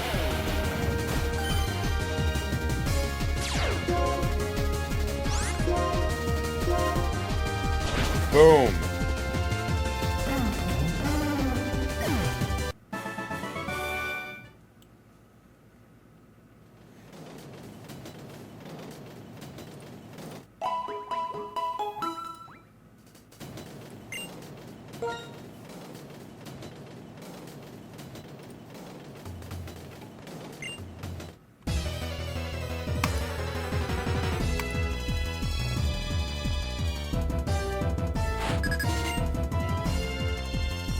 Another motherfucker team. Heat more. Ah, it's a stockpile swallow spit up set. With laxant sense, though. So. Let's see. Okay, is that a one-shot? Let's go. Oh, fuck yeah. Alright, we're cooking. If there were ever a team to have a Simipour, you might as well bring one out now. Another electric. Ah, I made the same misclick. Let's go, dude. It's alright, I won't get punished for that.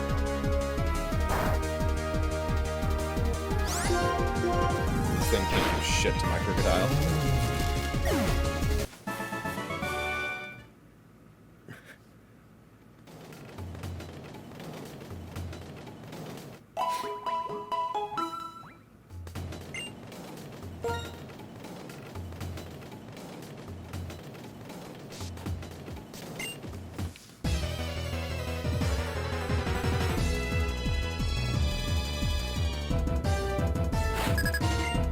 Cyclist Way.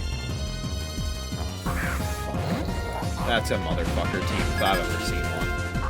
We're opening with Stoutland. I've played these games before.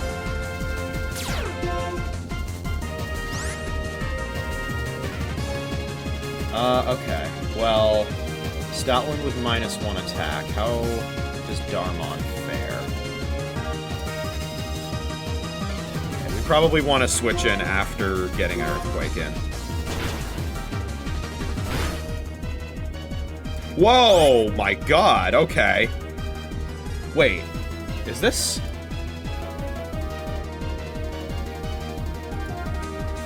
This feels like a differently built Stoutland. Okay, sure. I think it's still worth switching here.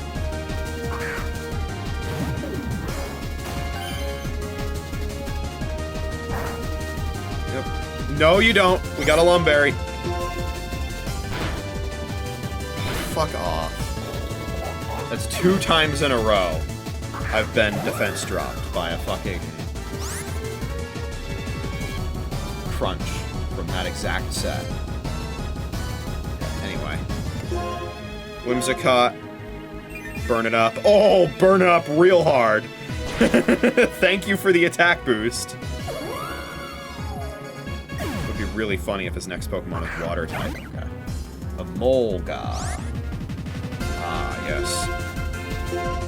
I will still try and hit you, though. And when I do, I'll hit you hard! Excellent. See, static still gets applied if it's the last contact interaction. How come Mummy isn't that? Very weird. Very weird. There's some, like, end-of-battle interaction cancellations that happen sometimes and not other times.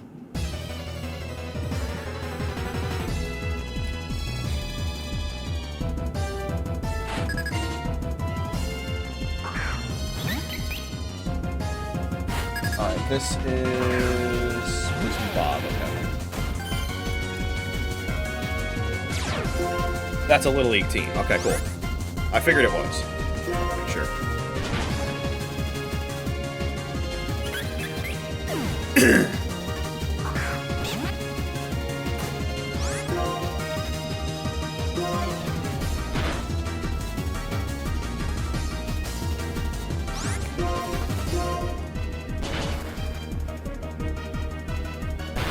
Nice.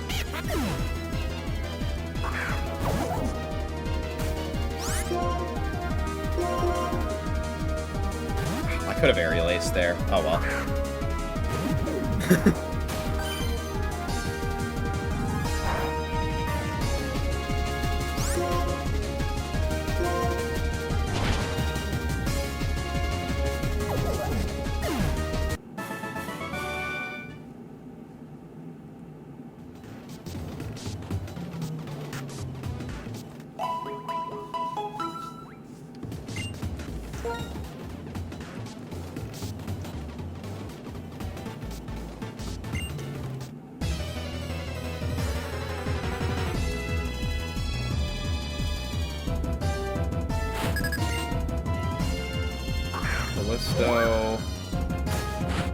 Ninchina, huh? It's another Little League team. We're going to Ingo. Let's go, baby.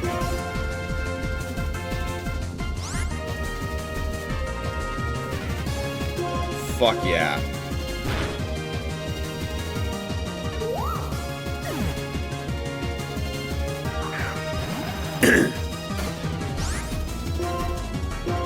I'm cooler than you.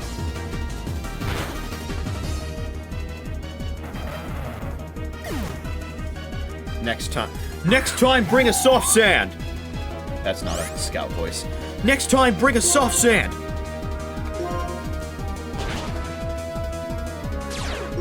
I didn't kill? You say so.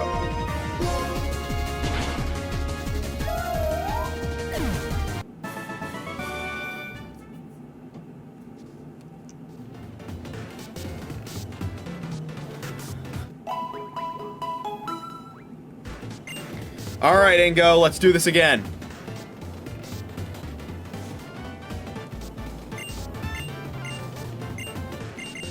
All aboard.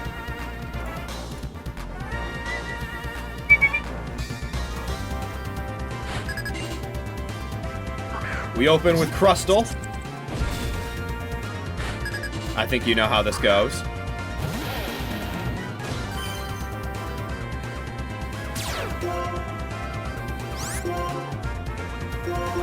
We switch to Darmon, and we sack to get a clean switch into Petulia.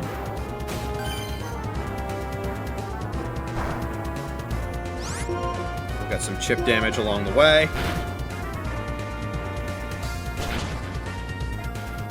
There's the Stone Edge. We switch to Petulia. We get a Grass Gem boosted Petal Dance.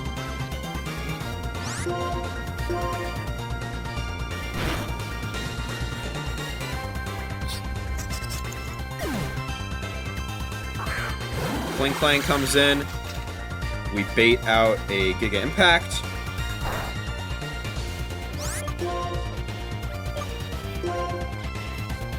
There it is. Excellent. And now Bite the Dust sweeps the rest of the team. Clink Clang has to recharge.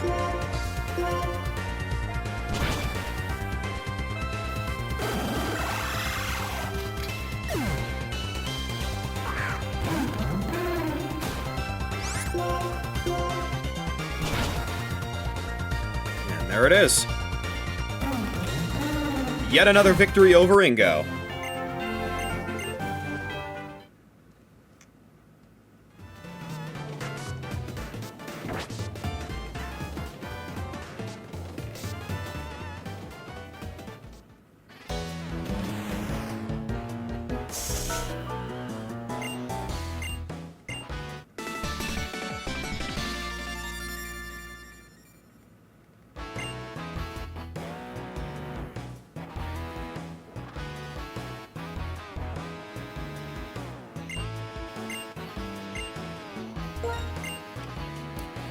All right.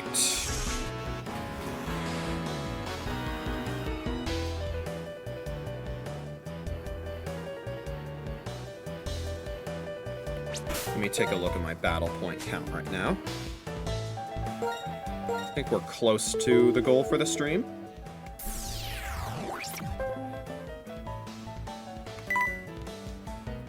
Yeah, 239, and we wanted 246, I believe. So, we'll do one more run.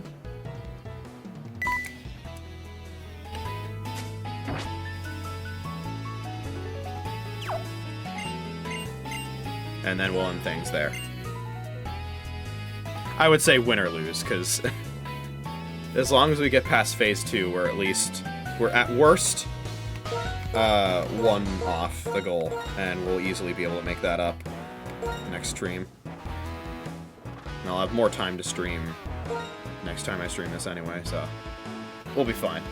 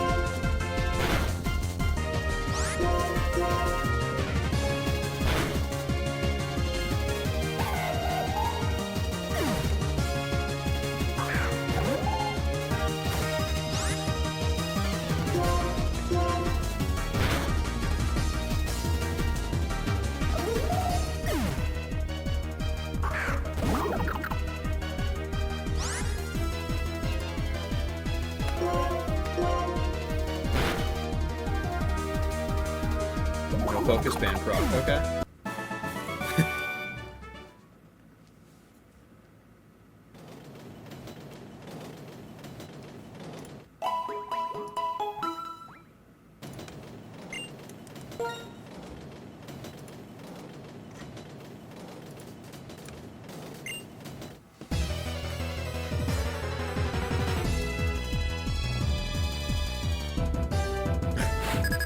Is this the preschooler that fucking just screams when you beat him?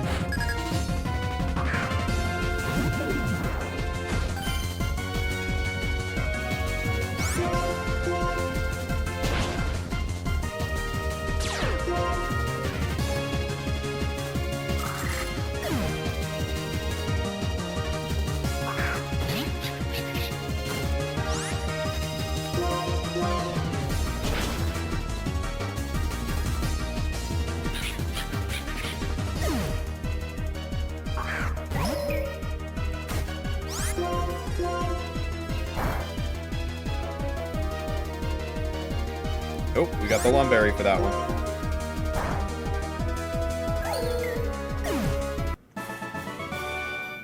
No, okay. It's a different preschooler.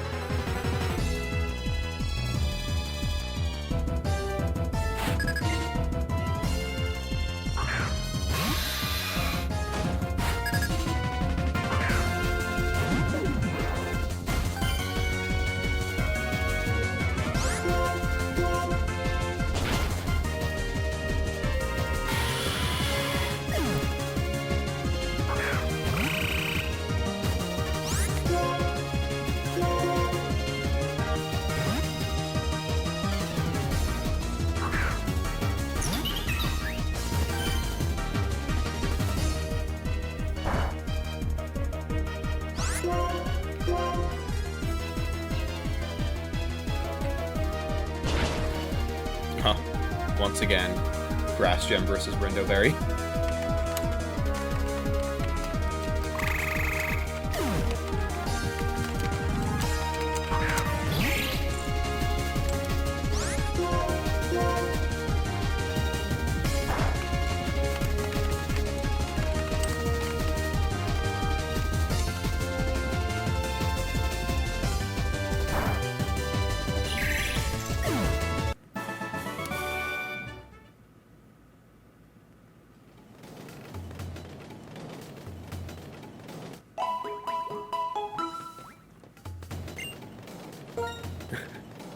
There's a character popularity poll that's happening right now in Nikkei, and it's basically just a dead heat between two characters.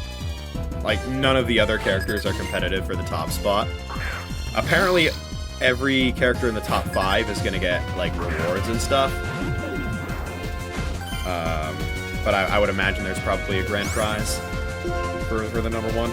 It's basically just a dead heat between Cinderella and Rappy Red Hood. And I'm on Team Rappy.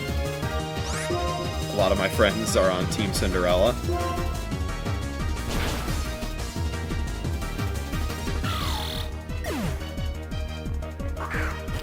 I've been casting my votes every day.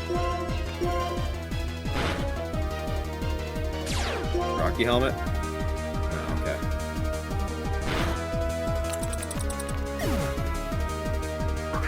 But the lead has flip-flopped a couple times. So there's no telling who will win.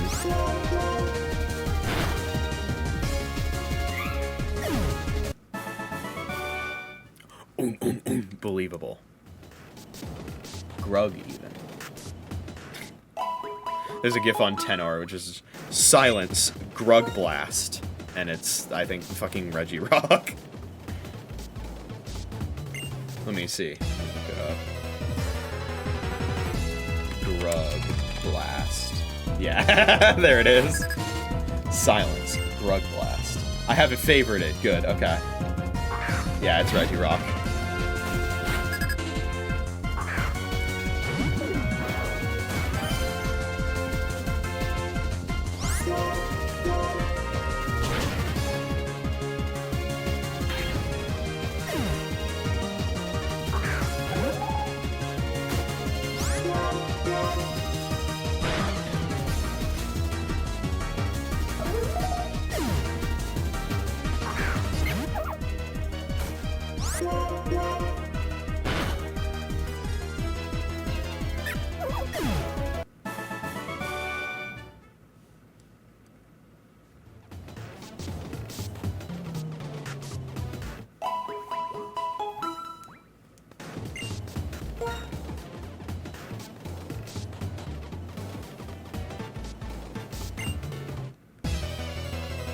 Is this Peso again?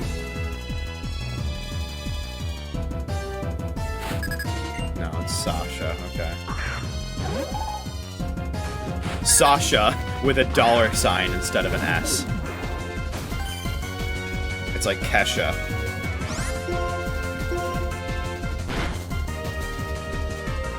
Well, let's just say I hope she doesn't wake up in the morning feeling like P. Diddy anymore.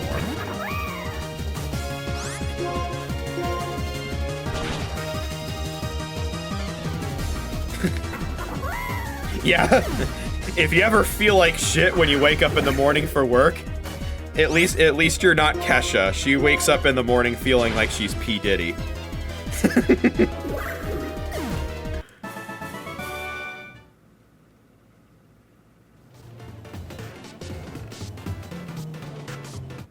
I love that they feel the need to put the gender symbol in that text. It's like, the truth is, I am just the daughter of a clerk, male symbol.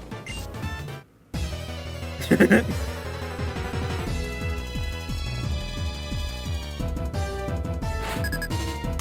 like, okay, what about your mom then? What if she's rich?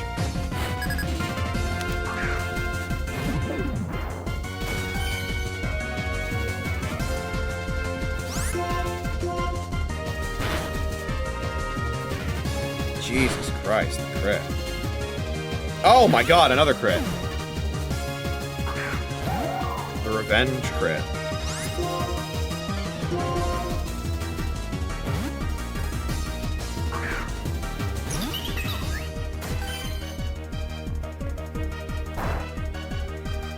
Oh my, everything is a crit.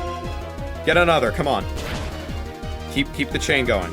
Yes! The call. What was that? Was that 4 in a row, I think? Let's make it 5. Come on. Come on. Damn it. That was crazy. What are the chances of a crit?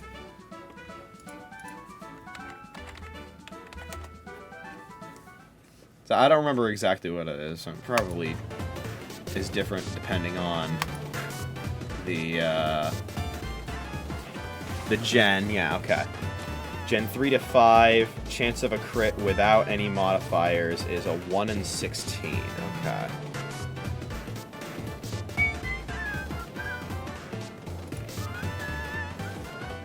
Oh, they made crits more likely in Gen 7 onwards?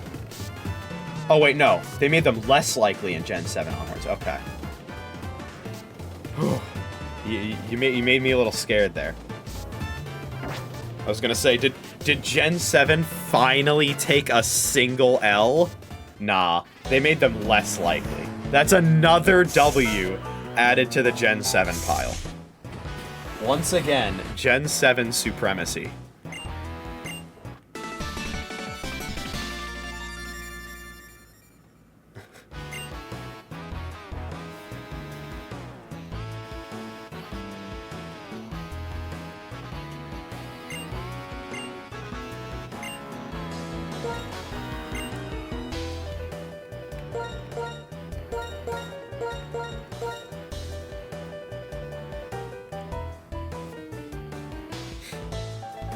So yeah, that was a 1 in 16, and it happened 4 times in a row. What is that? That's, the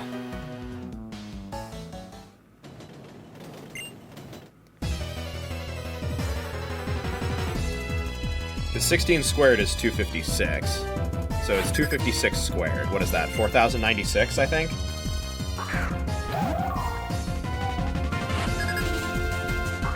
Wait, no, I think it's 65,536.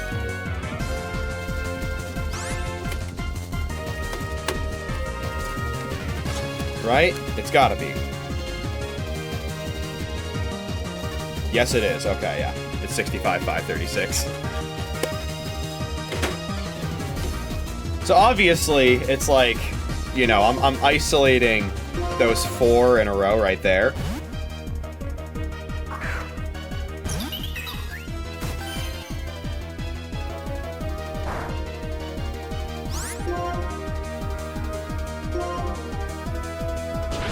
So it's not exactly an absolute probability roll that I had there.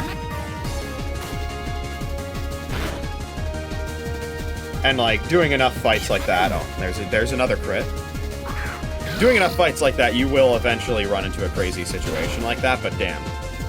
If you were to count that in isolation, as silly as it is, I just rolled a 1 in 65,536 battle right there.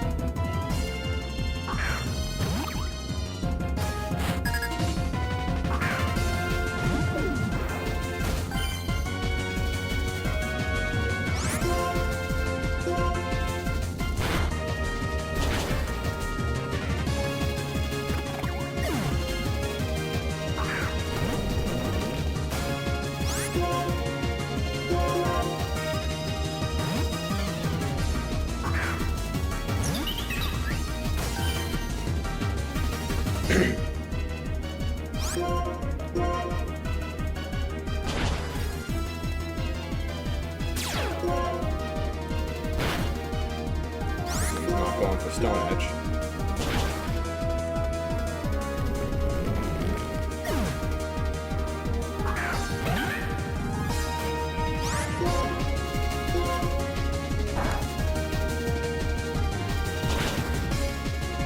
We're living that. Very good.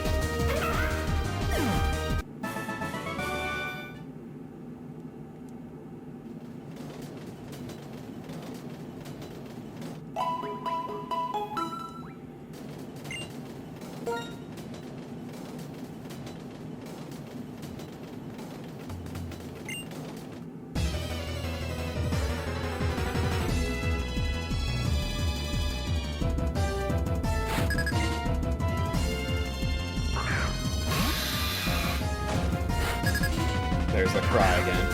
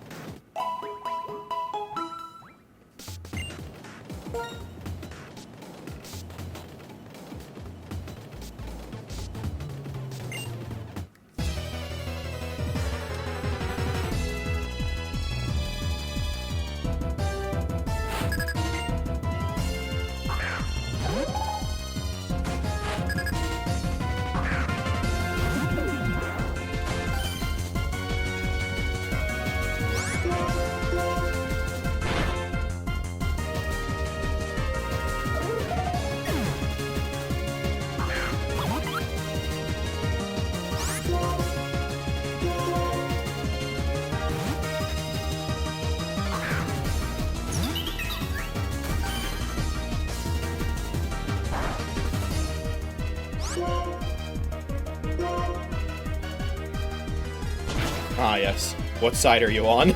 You know what? That's a thumbnail candidate, honestly.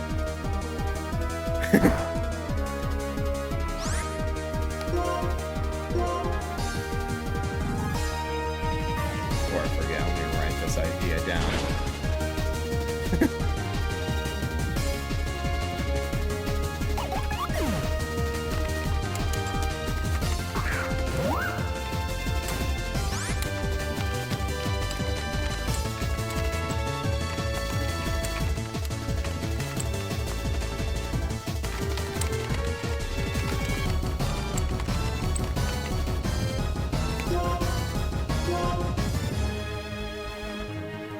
Oh shit, okay.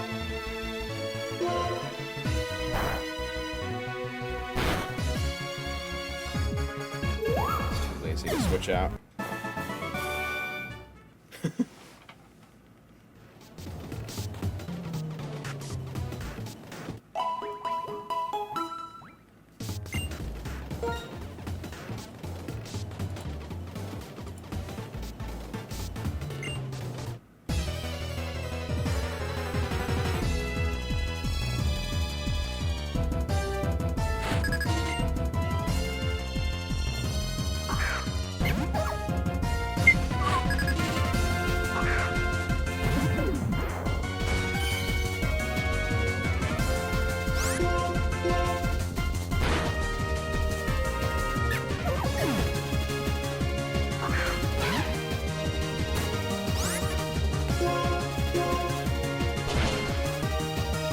Ruffle those feathers.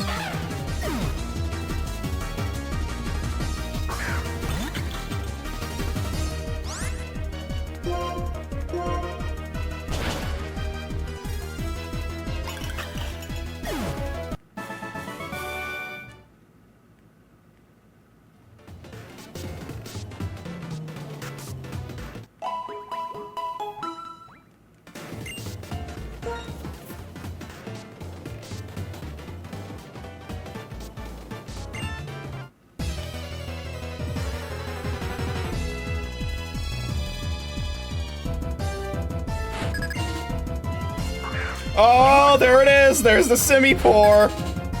Alright,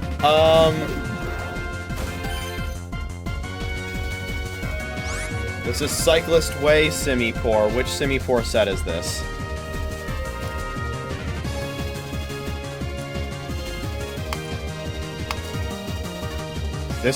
Okay, this is the problem set. This is the Destroyer of Worlds set. Does Black do support multiplayer anymore? So the WFC is dead, but there are fan servers that are run for the game, and all DS Pokemon games, if I remember correctly. It's called Poke Classic Network, and it's a pretty simple setup. I think it's done through, it's done through Wi-Fi, so you can do that, and then you'll get access to like some legacy mystery gifts and stuff, and you can do that to do online interactions. All right, well,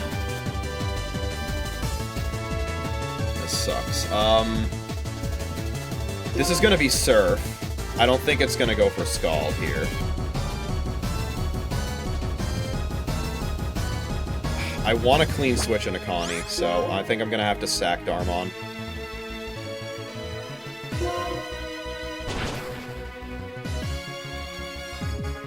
Alright. Well, time to see if I can do the rest of this.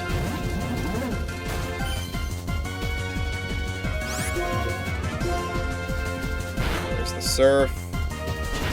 Thunder Punch. This should be an easy one-shot. Yeah, okay. Simipour is extremely strong offensively, but defensively it doesn't have much. Swoobat. See, Psyshock, Air Cutter, Round, Attract.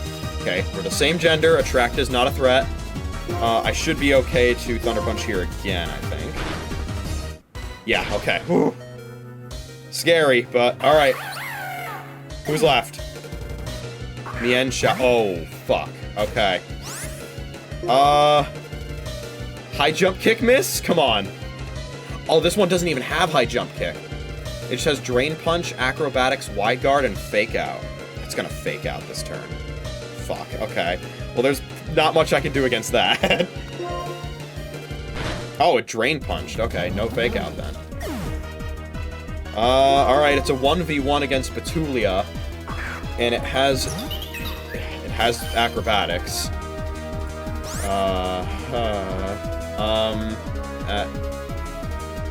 Is not going to be a full power Acrobatics because it holds a Muscle Band, but it's still going to hurt really hard.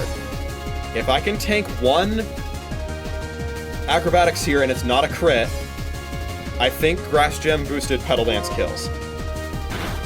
One for the Drain Punch. No crit.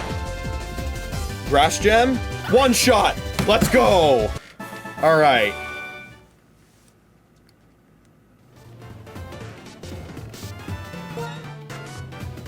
Oh, no.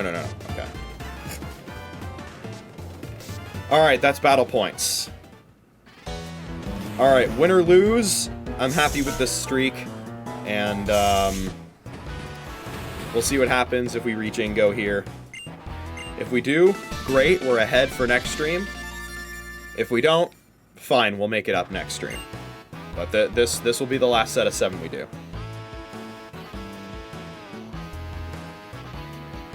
Huge play at the end, yeah. Battle Subway, the best way to grind BP? Yes. There aren't a lot of ways to grind BP in Black 2 and White 2. Really, the only 2 ways are the Battle Subway and the Pokemon World Tournament, and the Battle Subway is definitely more efficient. And the best way to do it, if you don't have a heavily optimized and EV-trained team, is to just repeatedly use the normal single battle train Ingo as a punching bag. Which I did to great effect last stream, where I beat him 5 times in a row.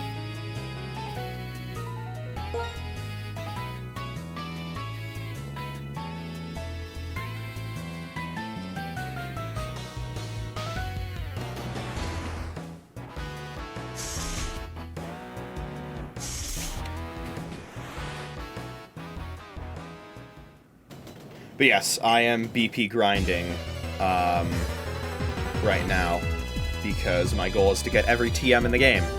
And right now, I have every TM in the game except for the ones that must be purchased with battle points. But I'm pretty close to having them all. Another Watchog team, huh? This one's got different moves. Oh, fuck, this one has Hypnosis. Honestly, I'm tempted to switch right away, because I feel like it's going to throw that out. Okay. Oh! Oh, we dodge those. That's fine. Girder coming in. Pretty sure I outspeed. What moves are we rocking with this thing? Oh, it's got Dynamic Entry. Okay. Yeah, we faster. We dodge those! Haha! Idiot.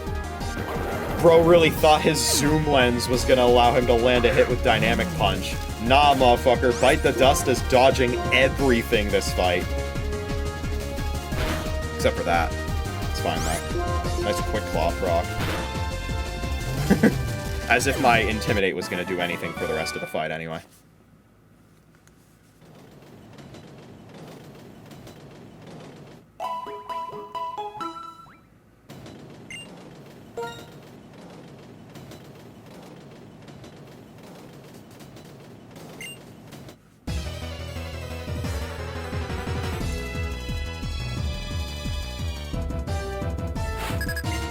Baker Olga.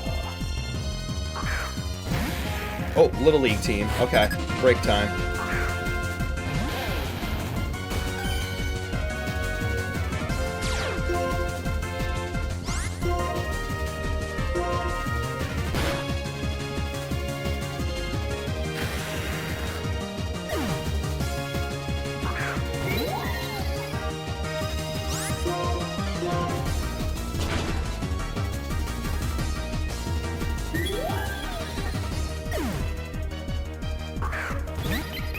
Sick, okay.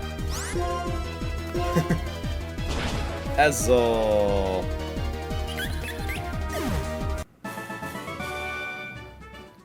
training your whims the past couple of days. Need battle points to grab the other power items. 100% the TMs is madman behavior, yeah. Yeah, I'm pretty close. If I beat Ingo here, I think that'll bring my battle point count total to 255, I think. Which is a fun number. Maximum 8-bit value. This also looks like a little tune. This is rough enough to you. In order to purchase every single battle point TM, you need 288 battle points, so I'm pretty close.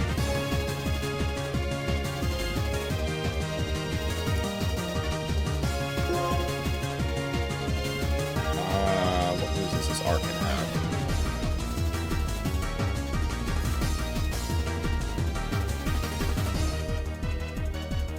Fuck.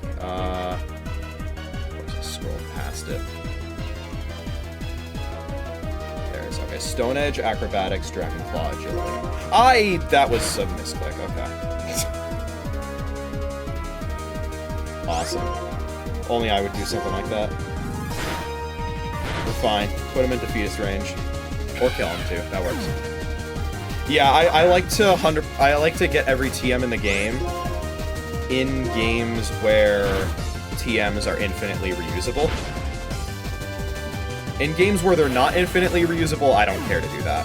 I don't bother. But if they're infinitely reusable and thus will permanently remain in my inventory, I seek after getting all of them. Most of them are pretty straightforward to get, but the battle point grind really puts a bottleneck on things. It was the same in Black 1 and White 1. Pokemon White 1 was the last game that I had completed before starting to stream the backlog, and that battle point grind took a very, very long time. And I had a pretty good team for that one, too. I just wasn't playing it as often. That was back when I was addicted to Masters. It's a whole other story. Speaking of Tortuga, in Pokemon White, I had a Caracosta with Sturdy. Shell Smash Sturdy, very good combo. It reminds very much of my Shell Sash Cloyster that carried me to victory in Brilliant Diamond's Battle Tower. There's the Shell Smash.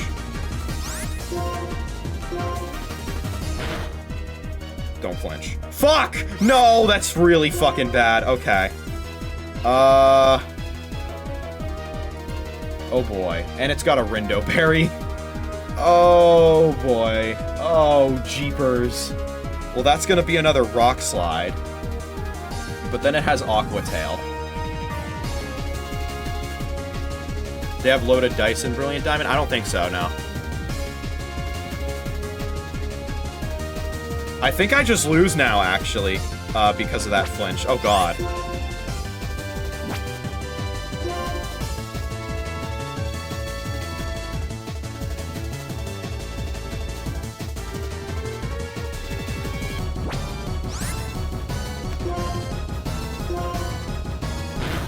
Yeah, unless Rock Slide misses, it's Jover.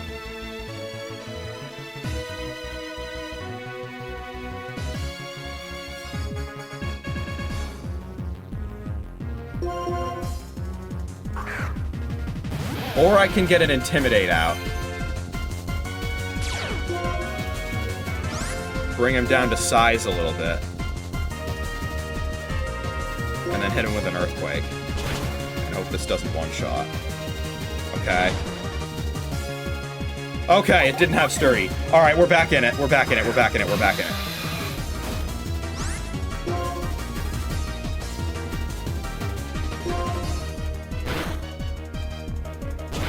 Kill. Damn it. Okay.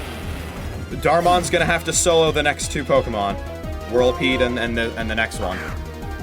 Yeah, Skill Link Cloyster, yeah. Super, super good.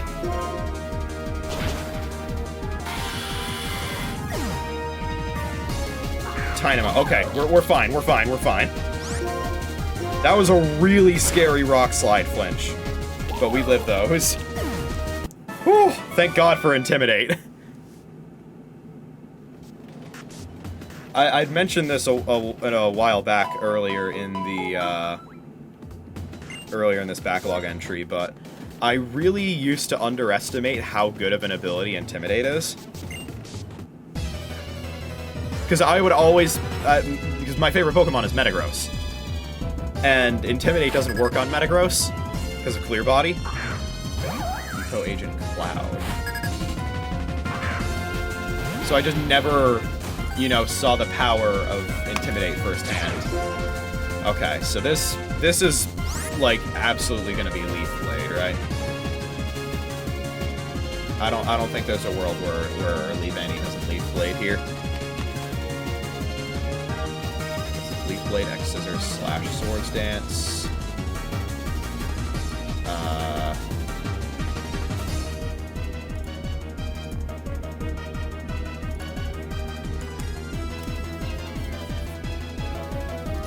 Which, okay, so that's, yeah, okay. Leaf Blade, even with -1 attack, that's, we're still gonna be like down to half health after switching with Darmon. Because we're gonna tank a Leaf Blade, and then it's probably gonna go for Slash. Oh, fuck it, then the high crits. There. Oh, I love critical hits, dude. How did you know? 2 in a row, baby. I love video games.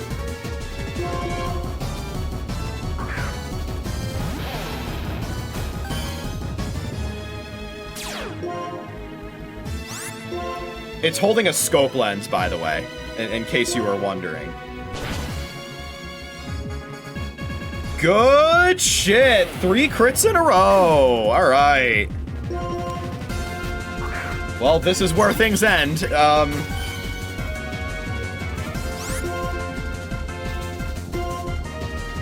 And there's the X Scissor. Is that crit number 4? Yes, it is. Okay, amazing. Cool video game. Yeah, real fair right there.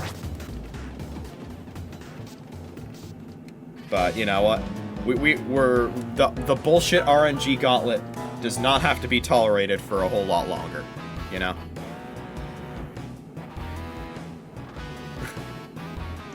Because my battle point count right now, I believe, is 245.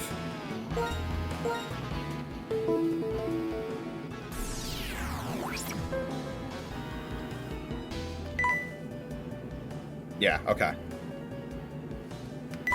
So another 3 Ingo wins will bring me to my ultimate goal of 288. In fact, it'll bring me a little past that.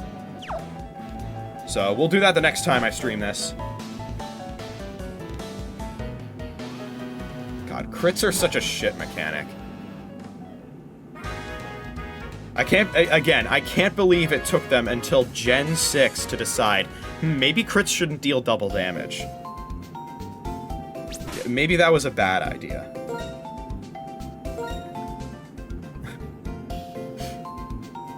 Anyway. That'll be it for tonight. Let's check up on the Smack Row. See how many battles we're up to now.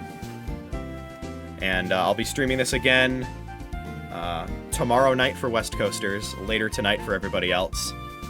Thursday night, more generally. We're gonna get the rest of the battle points we need, and then we're gonna buy the rest of the TMs. We'll have every TM in the game, and then with whatever remaining time I have, we're gonna go catch some legendaries. So, look forward to that, and then I will be streaming the finale of Backlog game number 4 on Friday night. We're gonna rematch the Elite Four and beat all the super bosses, and then mess around with some other stuff with whatever remaining time we have. So let's take a look at this battle count, huh?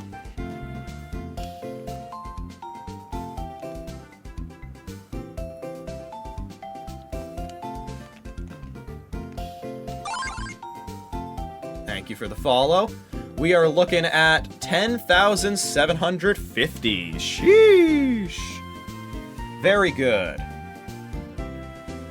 It's gonna be a while before we hit another milestone on the Smack Row, of course. Next one's 20k, but we gradually get there every time I stream this, every day. So, with that all said and done, I will see you later tonight for some more Battle Point grinding, and it'll be the last little bit of Battle Point grinding we'll need to do in this game. So, being BP wealthy wasn't enough. We gotta be BP ultra mega wealthy. 288, we're almost there. And, it's gonna feel pretty good. So, we're gonna finish that off, and I'll see you soon. Keep looking forward, and I will see you next time. Bye-bye.